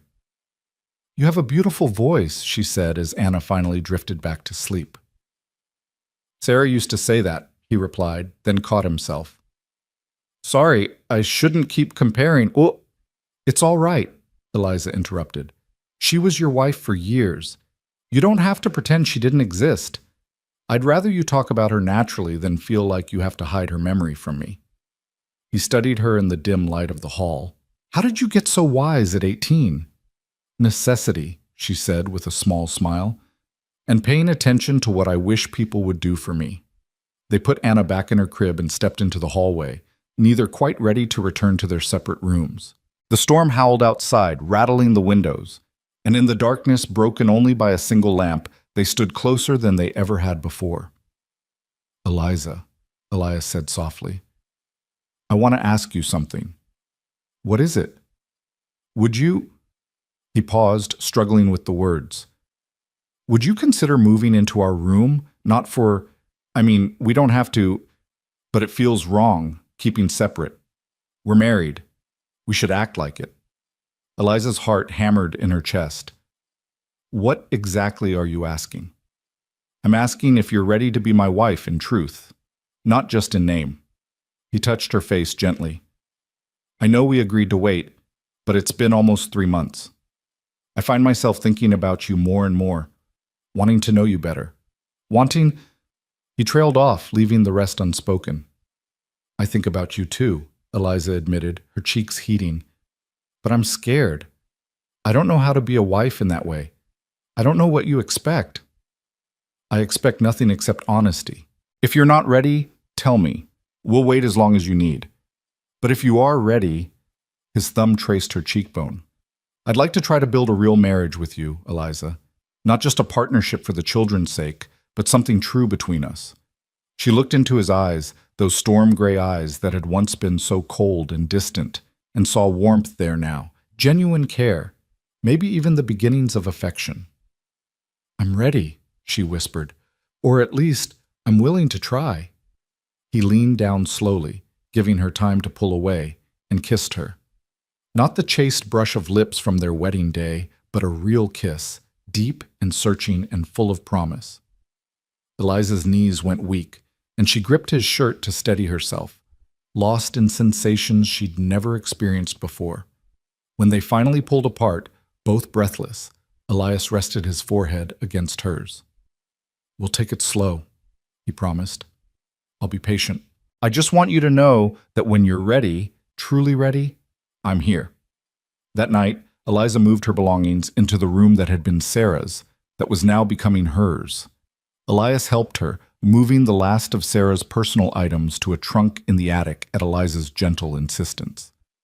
The children can have them when they're older, she said, but I need this space to be ours now, not a shrine to what was. He agreed, and as they worked together in the lamplight, Eliza felt the last piece of resistance fall away. This was her home, her room, her marriage. Not a replacement or a consolation prize, but something real that she and Elias were building together. When the room was finally arranged to her liking, Elias drew her into his arms. Are you sure about this? I'm sure, she said, and meant it. That night, in the darkness and the warmth of that big bed, Eliza became his wife in truth. It was awkward at first, fumbling and uncertain as they learned each other, but there was tenderness too, patience, care. Elias was gentle with her inexperience, guiding her through what she didn't know, showing her without words that this could be something beautiful between them. Afterward, lying in his arms with her head on his chest, listening to the steady thump of his heartbeat, Eliza felt something settle deep in her soul. This was where she belonged, not because she'd been sent here or because duty demanded it, but because she chose it. Because in this man, in these children, in this wild and beautiful place, she'd found something worth fighting for. Thank you, Elias murmured into her hair. For what? For giving me a second chance at this. At family, at partnership, at happiness. I didn't think I deserved it. You do deserve it, Eliza said firmly. And so do I. We both deserve to be happy, Elias. We both deserve to build something good from these ashes. February brought a brief thaw, a false spring that melted the snow and turned the world to mud. The children went wild with cabin fever, desperate to be outside after months of confinement, and Eliza spent half her time trying to keep them from tracking mud through the house. But there was laughter now, constant and unforced. There were smiles and teasing and moments of pure joy that would have been unimaginable 3 months ago. Claire had taken to calling Eliza Mama when she forgot herself, then catching herself with guilty eyes, but Eliza always reassured her it was all right. "You can call me whatever feels right," she told the little girl. "I won't be upset either way." The physical relationship between Eliza and Elias deepened as winter progressed. They came together most nights now, learning each other's bodies and preferences, building an intimacy that went beyond the physical. They talked in the darkness, shared stories and fears and dreams. Eliza told him about her mother's illness, about her friend Margaret, about the life she'd left behind. He told her about his childhood on a different ranch, about meeting Sarah, about his hopes and worries for his children. They were becoming friends as well as lovers, and that felt more precious than anything Eliza had imagined marriage could be. One evening in late February, Eliza was washing dishes when she felt Elias's arms come around her from behind, his chin resting on her shoulder. "I've been thinking," he said quietly. "About what?" "About how wrong I was at the beginning. I told you this marriage was just for the children's sake, that I couldn't offer you romance or courtship, but that's not true anymore, is it?" Eliza turned in his arms to face him, her wet hands resting on his chest. "What are you saying?" "I'm saying I care about you, Eliza, not just as the mother of my children or as a partner in running this house, but as you, as the woman who makes me laugh when I thought I'd forgotten how, who challenges me and surprises me and makes me want to be better than I am." "Elias, I'm not saying I love you," he continued. "I'm not sure I'm ready for that word yet, if I'm honest, but I'm saying I could. I'm saying I want to. I'm saying you've become important to me in ways I didn't think were possible." Tears filled Eliza's eyes. "You've become important to me too. This life, this family, it's nothing like what I imagined, but it's become everything I want." He kissed her then, slow and deep, and she tasted possibility on his lips, the possibility of love, real love, built on foundations of respect and partnership and genuine care. Not the sweep you off your feet romance of novels, but something steadier and more enduring. "We're going to be all right," he whispered against her mouth. "All of us. We're going to make this work." "We already are," Eliza replied, and in that moment, standing in her kitchen with her husband's arms around her and her stepchildren's laughter echoing from upstairs, she believed it with her whole heart. The winter that had seemed so insurmountable when it began was slowly releasing its grip. Soon it would be spring, and with spring would come new challenges and new joys. But Eliza wasn't afraid anymore. She had found her strength, her purpose, her place. She had found a family worth fighting for and a man who saw her for who she truly was. She had found home. Spring arrived not as a gentle whisper, but as a roar, the snow melting so fast that the creek behind the property swelled to twice its normal size and the roads became rivers of mud. But after months of being trapped indoors, Eliza welcomed even the mess and chaos that came with the changing season. The world was coming back to life, and so was she. She woke one morning in early March to find Elias already dressed, standing at the bedroom window and staring out at the dawn-touched landscape. She watched him for a moment, this man who had become so much more than she'd ever expected, noting the way the early light caught in his hair and softened the hard lines of his profile. "What are you thinking about?" she asked softly. He turned, a smile touching his lips when he saw she was awake. "Spring planting. The garden needs to be turned and prepared. And I was thinking maybe we could expand it this year. You mentioned wanting to try growing some different vegetables."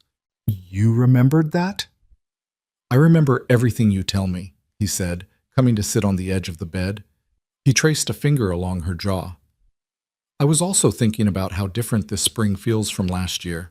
Last spring, I could barely drag myself out of bed each morning. Everything felt gray and hopeless. Now," he paused, searching for words, "now I wake up wanting to see what the day will bring." Eliza's heart swelled with affection. "I feel the same way. I never thought I'd say this, but I'm grateful I came here. Grateful for all of it, even the hard parts." He leaned down to kiss her, a lingering kiss that promised more. But Anna's voice crying out from the next room interrupted them. They pulled apart with matching expressions of rueful amusement. "Duty calls," Elias said with a grin. "It always does," Eliza laughed, already throwing back the covers. The rhythm of their days had changed with the season. Elias spent long hours outside now, working the land that had lain dormant all winter, preparing for planting and tending to the cattle that had survived the brutal cold. Eliza worked alongside him when she could, learning about the ranch operations she'd been too overwhelmed to understand in those first difficult months. She discovered she had a talent for the garden, her hands seeming to know instinctively how to coax life from the dark earth. She planted seeds that Mrs. Patterson had given her back in the fall, vegetables and herbs and even some flowers, because Elias had insisted she deserved something beautiful just for herself. "You don't have to make everything practical," he'd said when she'd protested about wasting good soil on flowers. "Sometimes pretty is reason enough." The children thrived in the warmth and freedom of spring. Jacob had grown noticeably taller over the winter, shooting up so fast that his trousers were suddenly too short. He spent every spare moment following his father around the ranch, learning the work with an earnestness that made Eliza's chest ache with pride. Clara was coming into her own as well, her grief transforming from sharp edges into something softer, more bearable. She talked about her mother sometimes now, sharing memories without the desperate clinging of before. "Mama used to love spring," Clara said one afternoon as she helped Eliza plant seeds in the garden. "She said it was like the whole world was being born again." "That's a beautiful way to think about it," Eliza replied, showing her how to make a proper hole for the seed. "Your mama was clearly a wise woman. Do you think she would like you?" The question caught Eliza off guard. She sat back on her heels, considering it carefully. "I hope so. I think any mother would want someone who loves her children to be there for them. And I do love you, Clara. You and Jacob and Anna, very much." Clara looked at her with those piercing blue eyes. "I love you too. Is that okay? Am I allowed to love you both?" Eliza pulled the little girl into her arms, dirt and all. "Of course you are, sweetheart. Love isn't something that runs out. You can love your mother's memory and love me at the same time. There's room in your heart for both." "That's what Papa said too," Clara murmured into Eliza's shoulder. "He said loving you doesn't mean forgetting Mama. It just means our family is growing bigger." The words struck something deep in Eliza's chest. Elias had said that to his daughter? She blinked back tears and held Clara tighter, overwhelmed by the gift of acceptance, of belonging, of love freely given rather than grudgingly endured. That evening, after the children were in bed, Eliza found Elias in the barn checking on a mare that was due to foal any day. She leaned against the stall door and watched him work, his hands gentle and sure as he ran them over the horse's swollen belly. "Clara told me what you said to her," she said quietly, "about loving both Sarah and me." Elias glanced up, his expression unreadable in the dim light. "I meant it. I've been thinking a lot about what it means to move forward without forgetting the past. I'll always love Sarah. She gave me my children, built this ranch with me, loved me when I was young and stupid and thought I knew everything. But that doesn't mean there's no room for you." "And is there room?" Eliza asked, her heart in her throat. "For me, I mean, not just as the children's caretaker or your partner in running the house, but as someone you could actually love?" He stood and came to her, cupping her face in both hands. "Eliza, I think I already do love you. I've been fighting it because it felt disloyal, but the truth is, you've made your own place in my heart. Not Sarah's place, your place. And it gets bigger every day." "Elias," her voice broke on his name. "I love the way you sing when you think no one's listening," he continued, his thumbs brushing away the tears on her cheeks. "I love how you always put extra sugar in Jacob's porridge because you know he likes it sweet. I love how you've learned every aspect of this ranch because you wanted to understand my world. I love your strength and your kindness and the way you look at me like I'm something more than just a broken widower trying to hold his family together." "You're so much more than that," Eliza whispered. "You're the best man I know. Strong and honorable and capable of so much love even after everything you've lost." He kissed her then, deep and desperate, pouring everything he couldn't say into the press of his lips against hers. When they finally pulled apart, both breathing hard, he rested his forehead against hers. "I want more children with you," he said roughly. "Not to replace the ones I have, but because I want to create something new with you. A future that's ours together." The words sent a thrill through Eliza, part anticipation and part fear. What if something goes wrong? What if I... She couldn't finish the sentence, couldn't voice the terror that had haunted her since learning how Sarah died. Nothing will go wrong, Elias said firmly. We'll get the doctor from Pine Ridge early. We'll be prepared. And if you don't want to take the risk, that's all right too. I have 3 beautiful children already. I'll be content with that if you are. But Eliza realized she wasn't content with that. She wanted a child of her own, a baby that would be both hers and Elias's, a living symbol of the love they'd built from such unpromising beginnings. I want it, she said. I'm scared, but I want it. Then we'll hope and pray and trust that God will watch over us, he replied, pulling her close. As April blossomed into May, Eliza's garden flourished beyond her wildest expectations. Neat rows of vegetables pushed their way through the earth, tomatoes and beans and carrots and lettuce. Her herbs thrived in the sunny corners she'd designated for them. And the flowers, those frivolous, beautiful flowers Elias had insisted on, exploded into riotous color that made her catch her breath every time she saw them. She was cutting flowers one afternoon, planning to put them on the kitchen table, when Mrs. Patterson's buggy rolled up the drive. The older woman climbed down with a basket over her arm and a knowing smile on her face. I thought I'd pay a visit and see how you were settling in, she announced. My goodness, Eliza, you look positively radiant. Country life agrees with you. Eliza laughed and invited her inside for tea. As they sat in the kitchen, Eliza's kitchen, she thought with satisfaction, Mrs. Patterson studied her with shrewd eyes. You're happy, she said. It wasn't a question. I am, Eliza admitted. I never expected to be, but I genuinely am. And Elias? How is he? Better. So much better than when I first arrived. She paused, searching for the right words. We're building something real together, not just for the children's sake, but for ourselves. Mrs. Patterson reached across the table to pat her hand. I'm glad, dear. I won't lie. I worried about you when you first arrived. You seemed so young and fragile, and Elias was so lost in his grief. I wasn't sure either of you would survive the winter, let alone thrive, but you've proved me wrong, and I've never been happier about it. I had good teachers, Eliza said. You and Mrs. Henley both helped me so much. We gave you the tools, but you did the work. You should be proud of yourself, Eliza McKenna. After Mrs. Patterson left, Eliza stood in her garden and let herself feel the full weight of that pride. She had done this. She'd taken an impossible situation and made it work. She'd loved children who weren't hers by birth and made them hers by choice. She'd opened her heart to a man who'd been certain he could never love again and coaxed him back to life. She was no longer the frightened girl who'd stepped off that stagecoach 8 months ago. She was a wife, a mother, a rancher's partner. She was strong and capable and loved. She was home. The summer stretched long and golden, filled with work and laughter and lazy evenings on the porch after the children were asleep. Elias taught Eliza to ride Buttercup, patient with her initial terror and celebrating when she finally trotted around the corral on her own. They took the children on picnics to the creek, spreading blankets on the bank and letting Jacob and Clara wade in the cool water while Anna napped in the shade. There were hard days too, of course.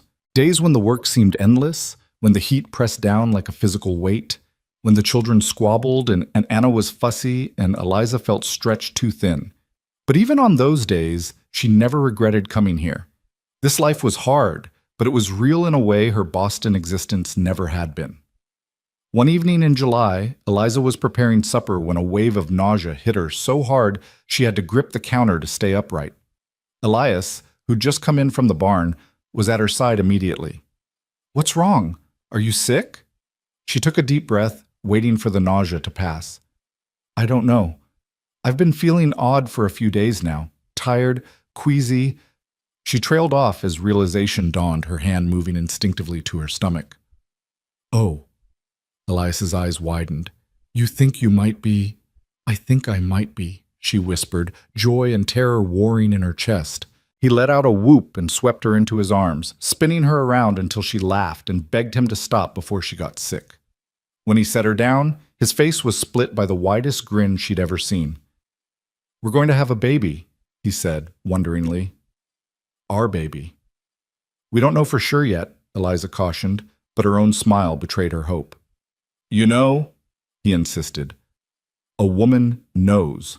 Sarah always knew right away. He caught himself, wincing. Sorry, I didn't mean... It's all right, Eliza interrupted, meaning it. She was the mother of your children. She's part of our family's story. I don't need you to pretend otherwise. He pulled her close, his hand splayed across her still flat stomach. I'm going to take such good care of you, he promised. Whatever you need, whenever you need it. And this time, we're getting the doctor involved early. No risks, no chances. Elias, I'm probably only a few weeks along. We have months before... I don't care. I'm not taking any chances with you. You're too important to me. The words, delivered with such fierce protectiveness, made Eliza's eyes sting with happy tears. I love you, she said, the words coming easily now. I love you so much. I love you too, he replied, kissing her forehead, her cheeks, her lips. More than I thought possible. You've given me back my life, Eliza. You've made me whole again. They told the children at supper, and the announcement was met with mixed reactions. Jacob was thrilled, already planning how he'd teach his new sibling everything he knew. Clara was uncertain, her face clouding with worry. Will the baby make you go away like Mama did? She asked in a small voice. Eliza's heart broke at the question. She pulled Clara into her lap, holding her tight.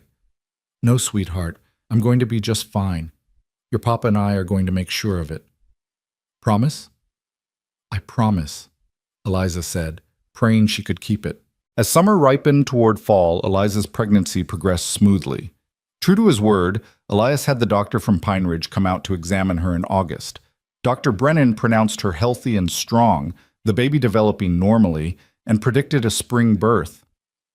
You're built better for childbearing than Sarah was, he told her bluntly. Wider hips, stronger constitution. Barring any complications, you should come through this just fine. The reassurance helped, though Eliza couldn't quite shake the fear that lingered at the edges of her consciousness. She'd seen Sarah's grave, heard the stories of how she'd died. The specter of that possibility haunted her dreams sometimes, leaving her gasping awake in the darkness. But Elias was always there, pulling her close and murmuring reassurances until she calmed. You're not Sarah, he'd remind her. You're Eliza. Strong, capable Eliza, who survived a frontier winter and tamed my wild children and made me believe in happiness again. You're going to be fine. The garden provided bounty beyond anything Eliza had imagined. She spent long days preserving vegetables for the coming winter, canning and pickling and drying with Clara's help. The little girl had discovered a talent for cooking, and together they created stores that would see the family through the coldest months. You've done well, Elias said one evening, surveying the shelves lined with jars of preserves and pickles and sauces. Better than Sarah ever did, if I'm honest. She hated the preserving work. It was the first time he'd made a direct comparison that favored Eliza over Sarah, and while she felt a pang of guilt at taking pleasure in it, she couldn't deny the warm glow of satisfaction in her chest. She was good at this. She'd found her calling in this frontier life, discovered strengths she never knew she possessed. In September, the whole family made the trip to Pine Ridge for the autumn fair. It was Eliza's first real social outing since arriving, and she was nervous about how the townspeople would receive her, but she needn't have worried. People greeted her warmly, congratulating her on the pregnancy and praising her for the changes they'd seen in Elias and his children. You've worked a miracle with that family, one woman told her. Elias looks 10 years younger, and those children are thriving. Whatever you're doing, keep doing it. The fair was a revelation. So much life and energy after months of relative isolation. There were competitions for livestock and produce, games for the children, music and dancing in the evening. Eliza entered her preserves in the canning competition and was stunned when they took second place. Her pie, apple, made from Clara's recipe, didn't place, but she didn't mind. Just being here, participating, being part of this community, felt like victory enough. As evening fell and the dancing began, Elias surprised her by pulling her into his arms for a waltz. She'd taught him the steps over the summer, practicing in the parlor after the children were asleep, and now he led her around the makeshift dance floor with surprising grace. Look at us, she said, laughing up at him, dancing at a town fair like a normal couple. We are a normal couple, he replied. Maybe we didn't start that way, but we are now. She looked around at the other dancers, at their friends and neighbors watching with approval, at her children, Yes, her children, playing nearby with other youngsters. This was her life. This was her community. These were her people. I never thought I'd say this, she murmured, but I'm glad my father sent me here. I'm glad for all of it. The fear, the struggle, everything. Because it led me to this, to you. Elias pulled her closer, mindful of her growing belly. Sometimes the life you never wanted becomes the one you were meant for, he said, echoing words her mother had spoken what felt like a lifetime ago. Yes, Eliza agreed, resting her head against his chest. Yes, it does. On the wagon ride home, beneath a sky full of stars and a moon so bright it cast shadows on the road, Clara fell asleep against Eliza's shoulder while Jacob dozed beside his father, and Anna snored softly in Elias's lap. The night was cool, but not yet cold, that perfect temperature that promised the harvest would be good and winter would be kind. This was a good day, Elias said quietly, so as not to wake the children. The best, Eliza agreed. We should do something special for your birthday next month. You'll be 19, practically ancient. She laughed softly. I feel ancient sometimes, like I've lived 3 lifetimes in the past year. You've certainly earned some gray hairs, he teased. What with dealing with me and 3 children and a pregnancy all at once? I wouldn't change any of it, she said seriously. Not one single thing. He reached over and took her hand, lacing their fingers together. Neither would I. Well, maybe I'd change how much of a stubborn fool I was in the beginning. I wasted months being cold to you when I could have been getting to know the remarkable woman my wife is. We got there eventually. That's what matters. We did, he agreed. And we're going to have so many more years to keep getting there. Growing old together, watching our children grow up, welcoming grandchildren someday. Building a life that's ours. The future stretched out before them, bright with possibility. A future neither of them had chosen, but both had claimed. A future built on the ashes of grief and the foundations of respect, partnership, and deepening love. As the ranch house came into view, lights glowing warm in the windows, Eliza felt something settle deep in her soul. This was home. Not the place she'd been born, not the life she'd been raised for, but the life she'd earned through courage and perseverance and the willingness to open her heart even when it was terrified. They carried the sleeping children inside, tucking them into their beds with practiced efficiency born of months of routine. When the house was finally quiet, Elias drew Eliza into their room, no longer his or Sarah's, but theirs, together. Thank you, he said, pulling her into his arms. For what? For taking a chance on us. On me. For seeing something worth fighting for when everything seemed impossible. For loving my children and teaching me how to live again. For all of it. Eliza kissed him, pouring all her love and gratitude and hope into it. Thank you for letting me, she whispered against his lips. Thank you for opening your heart when it would have been so much easier to keep it closed. Thank you for building this life with me. They stood there in the darkness, holding each other, 2 people who'd been brought together by necessity but had chosen each other by love. The road had been hard, the journey far from smooth, but they'd arrived at something real and precious and worth every difficulty. Outside, an owl called to its mate. The wind rustled through the willow tree above Sarah's grave, a reminder that the past was always present but no longer overwhelming. Inside, a new family had been forged from loss and hope, stronger for having been tested, richer for having been earned. And in the morning, they would wake to face whatever challenges the day brought, together. Always together. That was the promise they'd made, the commitment they'd honored, the love they'd built one day, one moment, one choice at a time. It was enough. They were enough. And the life they were creating, imperfect, difficult, beautiful, was more than either of them had dared to dream possible. October painted the Colorado landscape in shades of gold and crimson, the aspens on the mountainsides burning bright against the deep blue sky. Eliza's 19th birthday came and went with a small celebration, a cake Clara had helped bake, wildflowers Jacob had picked, and a new shawl Elias had commissioned from Mrs. Patterson, soft wool in a deep green that brought out the color of Eliza's eyes. You spoil me, she'd said, running her hands over the fine weave. Not nearly enough, Elias had replied, kissing her temple. You deserve the world, and all I can give you is a shawl. But he was wrong. He'd given her so much more than that. He'd given her a home, a family, a purpose. He'd given her his heart, slowly and carefully, like the precious gift it was. And now, with her belly growing round with their child, he was giving her the future she'd never dared to imagine. The pregnancy progressed through autumn with only minor discomforts. Eliza tired more easily now, her back aching from the extra weight she carried, but she refused to let it slow her down completely. There was too much to do. Winter preparations to complete, children to care for, a household to run. Elias fretted constantly, trying to take tasks away from her, but she stubbornly insisted on maintaining her routine. "I'm pregnant, not an invalid," she'd remind him when he tried to stop her from hanging laundry or kneading bread. "You're carrying my child," he'd counter. "That makes you the most precious thing in this world to me. Let me help."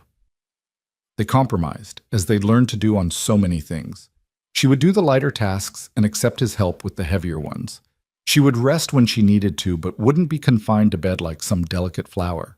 It was a dance they were still learning, this balance between his protectiveness and her independence, but they were getting better at it with each passing day. In November, as the first serious snows began to fall, Eliza received a letter that made her hand shake as she opened it. The handwriting on the envelope was her mother's. Shakier than it used to be, but unmistakably hers. She'd written faithfully to her mother since arriving in Colorado, long letters detailing her new life, the children, her growing feelings for Elias.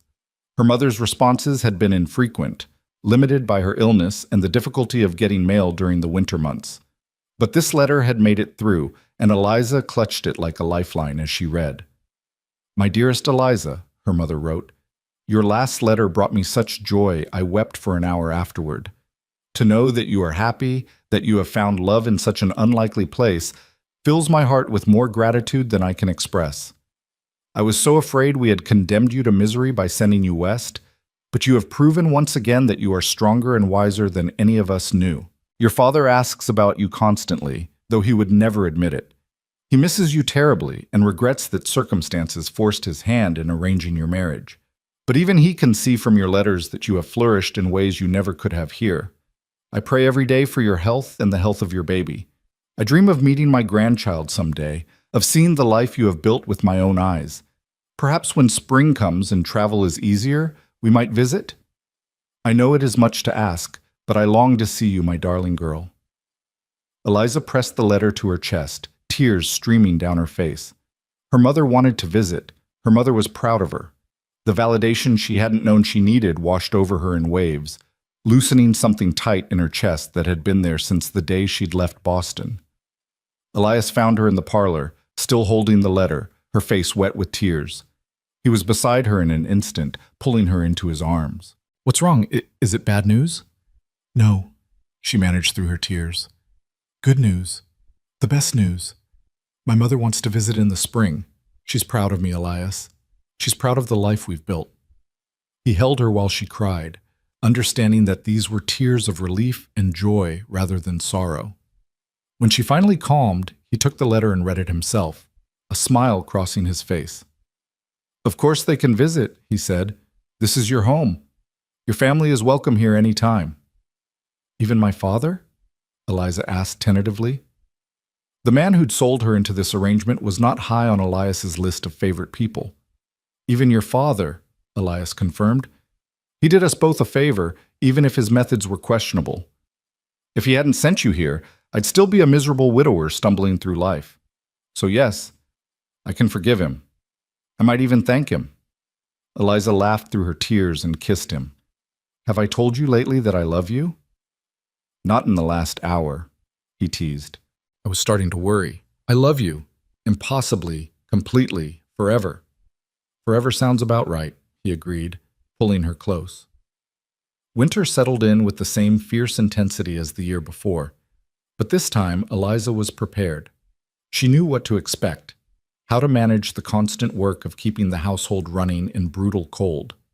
More than that, she had Elias truly beside her now, not as a distant employer, but as a partner and lover who anticipated her needs and supported her without being asked. The children had grown and changed so much in the past year. Jacob, now 9, was becoming a capable ranch hand, taking on responsibilities that would have seemed impossible for someone his age back in Boston. Clara had blossomed into a confident, happy child who called Eliza Mama without hesitation now, who brought her wildflowers and told her secrets and trusted her completely. And Anna, no longer a baby but a chattering toddler, knew no other mother than Eliza and clung to her with fierce devotion. Christmas came again, their second together, and it was everything the first had been and more. They decorated the house with pine boughs and holly, baked cookies until the kitchen smelled like heaven, sang carols around the piano while snow fell softly outside. Elias had carved elaborate wooden toys for each child, a horse for Jacob, a doll's cradle for Clara, a pull-toy duck for Anna. Eliza had sewn new clothes for everyone, her stitches neat and sure now, nothing like the fumbling attempts of a year ago. On Christmas morning, as they all gathered around the tree, Elias handed Eliza a small box. Inside was a delicate gold locket on a chain. When she opened it, she found two tiny portraits, one of herself, one of Elias. "So you'll always have me close to your heart," he said softly, "the way you're always close to mine." She burst into tears. The pregnancy made her cry at everything now, and threw her arms around his neck. "It's perfect. You're perfect. All of this is perfect." "Mama's crying again," Anna observed matter-of-factly. "Happy tears," Claire explained with the wisdom of her 6 years. "Grown-ups cry when they're happy sometimes." "That's silly," Jacob said, but he was smiling. That night, after the children were finally asleep, Anna in her new nightgown, Clara with her doll settled in its new cradle, Jacob with his carved horse on the shelf beside his bed, Eliza and Elias sat together by the fire. She was nestled against his side, his arm around her shoulders, his free hand resting on her belly where their baby kicked and turned. "Do you remember last Christmas?" she asked. "How awkward everything was? How we barely knew each other?" "I remember thinking you were the bravest person I'd ever met," Elias said. "Coming all this way to marry a stranger, facing down 3 grieving children and a broken man. I didn't show it well, but I was in awe of you from the start." "I was terrified," Eliza admitted. "Of you, of the children, of this whole enormous life I didn't know how to navigate. I cried myself to sleep most nights those first few weeks." "I know, I heard you." At her surprised look, he added, "The walls aren't that thick. It broke my heart, but I didn't know how to comfort you. Didn't think I had the right, since I was the cause of your unhappiness. You weren't the cause, circumstances were the cause, and you became the solution." She turned to look up at him. "You gave me exactly what I needed, even when neither of us knew what that was. You gave me time and space and patience. You let me find my own way while making sure I never felt truly alone. That was the greatest gift anyone's ever given me." He kissed her, slow and sweet, a kiss that promised forever. "You've given me back my life," he said against her lips. "I was just existing before you came, going through the motions, doing what needed to be done, but not really living. You changed that. You made me want to wake up in the morning, want to see what the day would bring, want to build a future instead of just mourning the past." "We built it together," Eliza corrected. "Every day, every choice, every moment. Together." January and February passed in a blur of cold and routine and the growing anticipation of the baby's arrival. Dr. Brennan had predicted a late March or early April birth, and as winter began its slow retreat toward spring, Eliza found herself both eager and terrified for what was coming. The fear crept up on her at unexpected moments. She'd be folding laundry or cooking supper, and suddenly she'd remember Sarah, remember how she'd died, and panic would seize her chest like a vice. What if the same thing happened to her? What if she left Elias a widower again, left these children she'd come to love as her own without a mother once more? Elias always seemed to know when the fear gripped her. He'd appear at her side, pull her into his arms, and murmur reassurances until her breathing calmed. "You're strong," he'd remind her. "Dr. Brennan said you're healthy. We're prepared this time. Everything will be fine." "You can't know that," she'd whisper. "No," he'd agree. "But I can believe it, and I can be here, every step of the way, making sure you have everything you need." In early March, with the baby's arrival imminent, Elias insisted that Mrs. Patterson come stay at the ranch. The older woman was delighted to be included, arriving with her carpet bag and a wealth of experience, having attended dozens of births over her years in Pine Ridge. "You're going to do wonderfully, dear," she assured Eliza. "I can tell just by looking at you. Strong bones, healthy color, baby sitting right where it should be. This will all be over before you know it, and you'll have a beautiful baby in your arms." But when Eliza's pains began on a cold morning in late March, all the reassurances in the world couldn't chase away the fear. It started as a dull ache in her lower back, something she initially dismissed as the normal discomfort of late pregnancy. But as the morning progressed, the aches became cramps, and the cramps became sharp pains that took her breath away. "Elias," she called, trying to keep the panic from her voice. "I think it's time." What followed was chaos, controlled chaos, but chaos nonetheless. Elias sent Jacob racing to Pine Ridge to fetch Dr. Brennan, while he and Mrs. Patterson helped Eliza upstairs to bed. Clara hovered in the doorway, her face pale with worry, until Mrs. Patterson gently sent her to watch Anna and keep her occupied. "Everything's going to be fine," Elias kept saying, gripping Eliza's hand so tightly it almost hurt. "You're going to be fine." But as the hours passed and the pains grew stronger, Eliza wasn't so sure. This hurt in ways she couldn't have imagined, pain that seemed to split her in two and left her gasping and crying. Through it all, Elias stayed beside her, letting her squeeze his hand until his fingers went white, wiping her face with cool cloths, murmuring encouragements that she barely heard through the haze of pain. Dr. Brennan arrived in the early afternoon, examining Eliza with businesslike efficiency before declaring that everything looked normal. "First babies take their time," he said. "Could be hours yet. Just keep breathing, Mrs. McKenna. You're doing fine." But it wasn't hours. As evening approached, the pains intensified until Eliza was sobbing with each contraction, certain she was going to die just like Sarah had, certain she'd never meet the baby she could feel moving through her body toward birth. "I can't do this," she gasped between contractions. "Elias, I can't." "Yes, you can," he said fiercely, his face close to hers. "You're the strongest person I know, Eliza McKenna. You survived a frontier winter. You tamed my wild children. You made me fall in love again when I thought it was impossible. You can do this. I know you can." "What if something goes wrong? What if I—" "Nothing is going wrong," Dr. Brennan interrupted firmly. "I can see the baby's head. A few more pushes and you'll be holding your child. Mrs. Patterson, get ready." What happened next was a blur of pain and effort, and voices telling her to push harder, just a little more. Eliza bore down with everything she had, feeling like she was being torn apart, certain this was the end. And then, suddenly, impossibly, there was release, and a baby's cry filled the room. "It's a girl," Dr. Brennan announced, holding up a tiny, squalling infant. A healthy baby girl.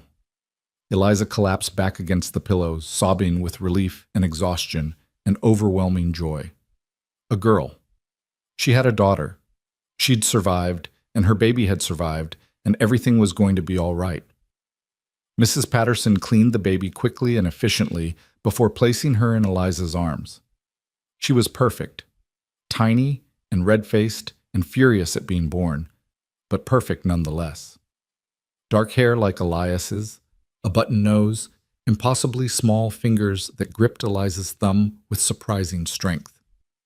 "Hello, little one," Eliza whispered, tears streaming down her face. "I'm your mama. I'm so happy to meet you." Elias leaned over them both, his own face wet with tears, his expression full of wonder. "She's beautiful. She's perfect. You're perfect." He kissed Eliza's forehead, then the baby's. "Thank you. Thank you for this gift, for being safe, for giving me another chance at this." "What should we name her?" Eliza asked, looking up at her husband. They'd discussed names for months, never quite settling on one that felt right, but now, looking at her daughter's face, Eliza knew exactly what she wanted. "Grace," she said. "I want to name her Grace, because that's what she is. Grace we didn't earn but received anyway. A new beginning, a symbol of everything good we've built together." Elias smiled through his tears. "Grace McKenna, it's perfect." Dr. Brennan finished his work and declared both mother and baby healthy. "You did beautifully, Mrs. McKenna. No complications, No excessive bleeding. Everything exactly as it should be. You'll be up and around in a few days. After the doctor and Mrs. Patterson left the room to give them privacy, Elias climbed carefully into bed beside Eliza, wrapping his arm around her shoulders as she cradled their daughter. They sat like that for a long time, just looking at the miracle they'd created, marveling at her tiny perfection. "Can we come in?" Clara's voice came from the doorway, tentative and hopeful. "We want to meet our sister." "Of course," Eliza said, smiling at her stepdaughter. "Come meet Grace." The children crept in, Jacob tall and trying to look mature, Clara bouncing with excitement, Anna toddling alongside, holding Mrs. Patterson's hand. They gathered around the bed, eyes wide with wonder as they looked at the baby. "She's so small," Jacob breathed. "Was I ever that small?" "Smaller, actually," Elias said. "You were a tiny thing when you were born." Clara reached out a tentative finger to touch Grace's hand, and the baby's fingers immediately wrapped around it. "She likes me," Clara exclaimed, delighted. "Of course she does," Eliza said. "You're her big sister. She's going to look up to you and learn from you." "Baby," Anna said, trying to climb onto the bed for a closer look. Elias scooped her up, letting her see Grace from his arms. They stayed like that for a while. The whole family gathered around the newest member, and Eliza felt her heart swell so large she thought it might burst. This was her family, these children, this man, this baby in her arms. This was the life she'd built from fear and duty and eventually love. This was home. Over the following weeks, as Eliza recovered and adjusted to life with a newborn, the whole household adapted to accommodate Grace's presence. Clara appointed herself the baby's chief protector, running to alert Eliza at the slightest whimper. Jacob was fascinated by every stage of the baby's development, asking endless questions about how babies grew and learned. Even Anna, initially jealous of the attention Grace received, gradually warmed to her new sister and could often be found patting the baby's head with surprising gentleness. Elias was completely besotted. He'd been a good father to his older children, but there was something different about experiencing this from the beginning with Eliza by his side. He took every opportunity to hold Grace, walking the floors with her when she cried at night, singing to her in that beautiful voice Eliza had discovered, staring at her with an expression of such tender adoration it made Eliza's chest ache. "I didn't think I could love anyone more than I loved my first three," he confessed one night as he rocked Grace to sleep. "But having her with you, knowing we created her together, it's different somehow. It doesn't diminish what I feel for Jacob, Clara, and Anna. It just expands everything, makes the world bigger and brighter." "I know what you mean," Eliza said. "I love all four of them so much. The three who made me a mother by choice, and the one who made me a mother by birth. They're all mine, and I'm all theirs." Spring arrived in full force, the world exploding into green and gold. Eliza's mother's letters came more frequently now that mail could get through reliably, and she confirmed that she and Eliza's father would visit in June. Eliza was nervous about seeing her parents again, worried that they'd judge the life she'd built or find it lacking somehow. But she was also excited to show them what she'd accomplished, to prove that their sacrifice, and hers, had been worth it. The letter that arrived in early May, however, changed everything. Eliza was nursing Grace in the parlor, enjoying the quiet of mid-afternoon while the other children napped, when Elias came in with an envelope. His expression was strange, not worried exactly, but serious. "This just arrived from Boston," he said, handing it to her. "It's not your mother's handwriting?" With a sinking feeling, Eliza opened the letter. It was from Margaret, her dear friend, and the first line made her gasp. "Dearest Eliza, I'm writing with news I wish I didn't have to share. Your mother passed away peacefully in her sleep 3 weeks ago. Your father asked me to inform you, as he is not in a state to right himself. The funeral has already taken place. We couldn't wait for word to reach you and for you to travel back. I'm so very sorry, my dear friend. Your mother spoke of you constantly and was so proud of the life you'd built in Colorado." The letter continued, but Eliza couldn't read through her tears. Her mother was gone. The woman who'd raised her, loved her, encouraged her to be brave even when being brave had seemed impossible. Gone. And Eliza hadn't been there, hadn't said goodbye, would never see her again. Elias took Grace from her arms and passed the baby to Mrs. Patterson, who'd appeared in the doorway drawn by Eliza's sobs. Then he pulled Eliza into his arms and let her cry, holding her while she grieved, offering no empty platitudes but simply being there the way he always was. "I should have gone back," Eliza sobbed into his chest. "I should have visited. I should have—" "You couldn't have known," Elias said firmly. "And your mother knew you loved her. Your letters told her that. She died knowing you were happy and settled and building a beautiful life. That's what she wanted for you. She was supposed to visit. She was supposed to meet Grace." "I know, love, I know." The grief was a physical weight pressing down on Eliza's chest until she could barely breathe. For days she moved through her routines mechanically, caring for the children and the baby because they needed her, but feeling hollow inside. The mother who'd been her anchor, her confidant, her greatest supporter, gone. And the distance that had once seemed like an adventure now felt like a chasm she could never cross. But slowly, with Elias's patient support and the children's innocent need for her attention, Eliza began to heal. She realized that her mother had given her everything she needed to survive this grief: strength, resilience, the ability to find joy even in sorrow. Her mother lived on in the lessons she'd taught, in the wisdom she'd shared, in the love she'd instilled in her daughter's heart. "She'd be so proud of you," Elias said one evening as they sat on the porch, watching the sunset paint the mountains gold. Grace was asleep in Eliza's arms, and the other children were playing in the yard. "Look at everything you've built here. Look at this family, this life." She'd see all this and know that sending you here was the right choice. "Do you think so?" Eliza asked, wanting desperately to believe it. "I know so. You've become exactly the kind of woman she hoped you'd be. Strong, compassionate, capable of great love. That's her legacy, Eliza. That's how she lives on." Another letter arrived in late May, this one from her father. His handwriting was shaky, his words stilted with grief and regret, but the meaning was clear. He was proud of her, he was sorry for the way things had happened, and he wanted to visit, if she'd allow it, to meet his grandchildren and see the life his daughter had made. Eliza wrote back immediately, welcoming him. She had no anger left for him, no resentment over the arrangement that had brought her here. How could she, when it had led to this?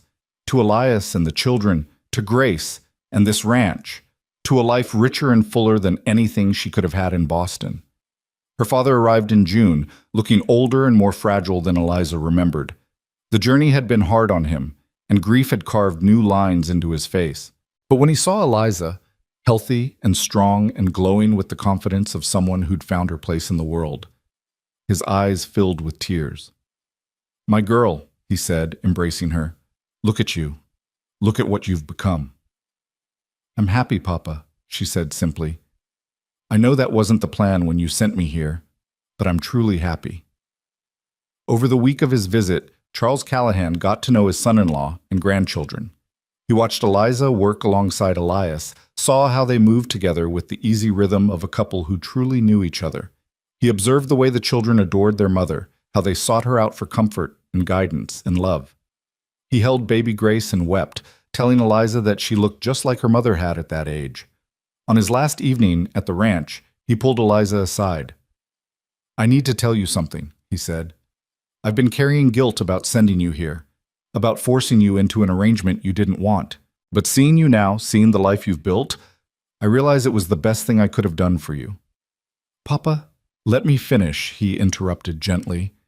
"In Boston, you would have married some acceptable young man from our social circle. You would have had a comfortable life, certainly, but a small one, limited, constrained by all the expectations and rules of society. Here, you've become someone extraordinary. You've found love, real love, and built a family that's yours by choice as much as by birth. You've discovered strength you never knew you had. I didn't do you a disservice, Eliza. I gave you wings, even if neither of us knew it at the time."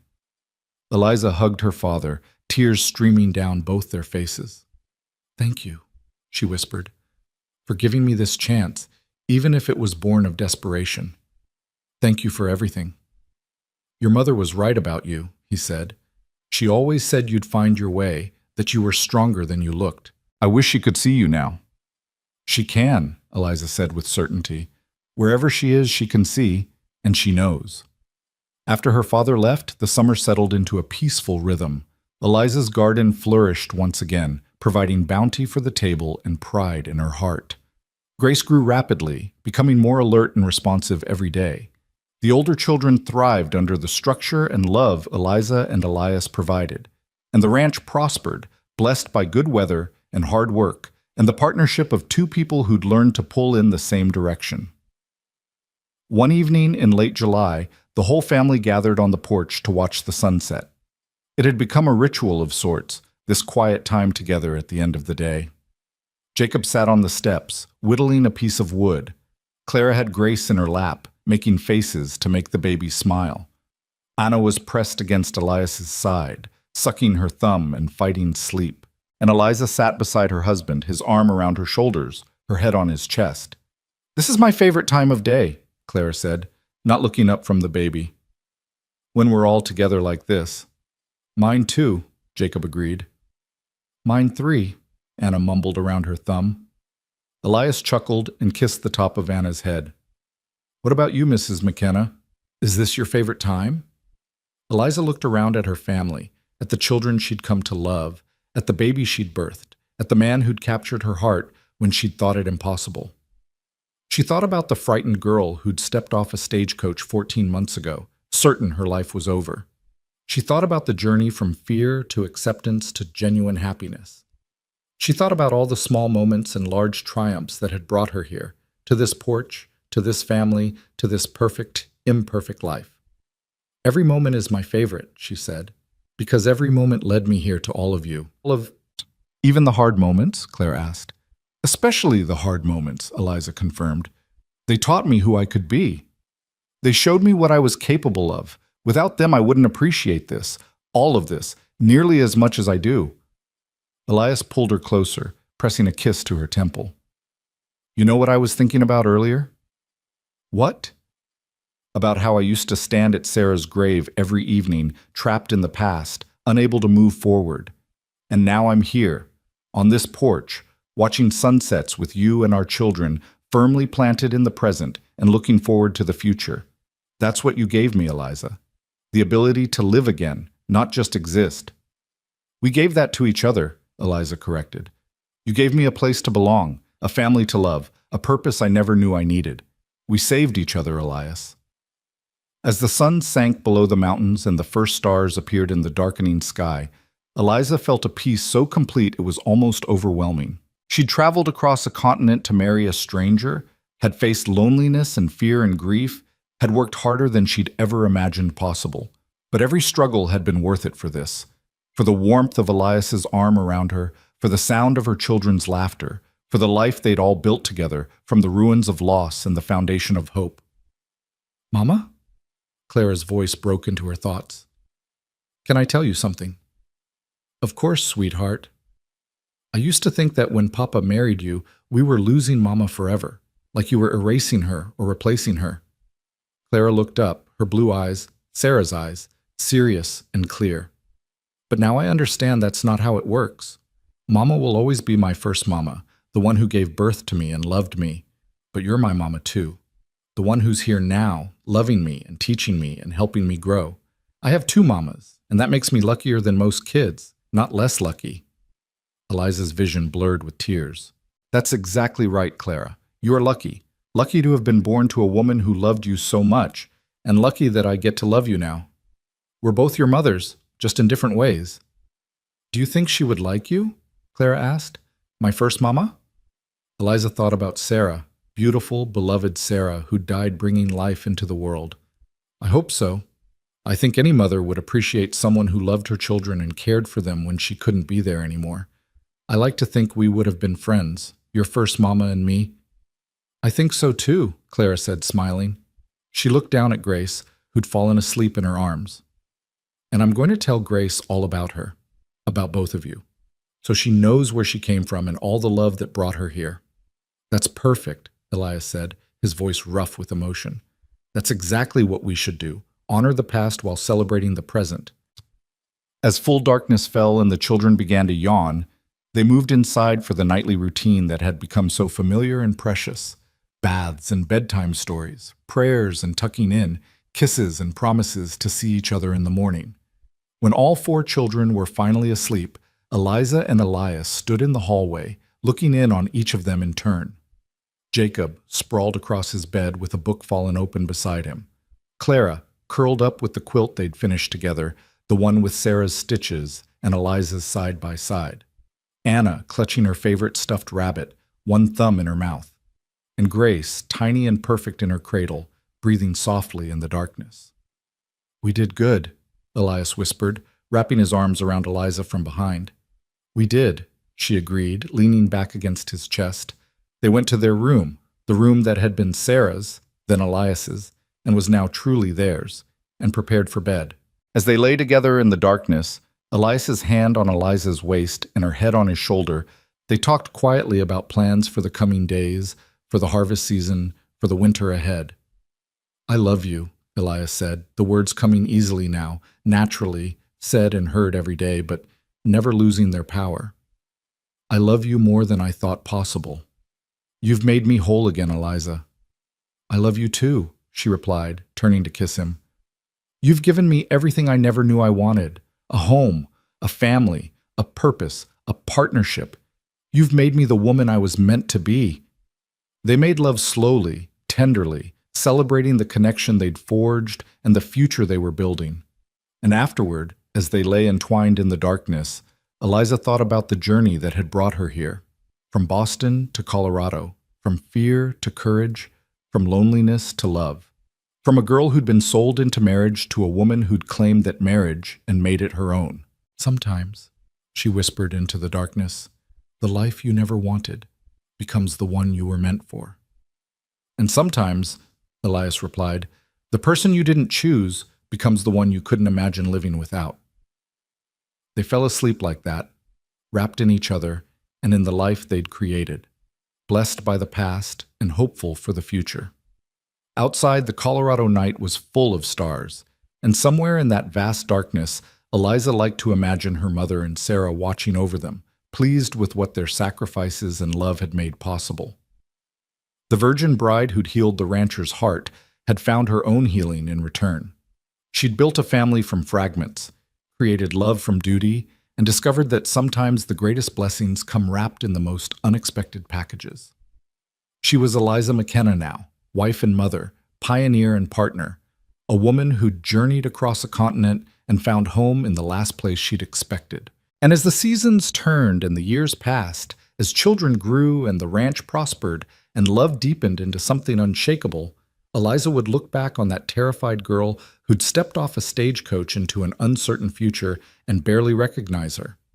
That girl had been transformed by love and work and the simple daily choice to embrace life rather than merely endure it.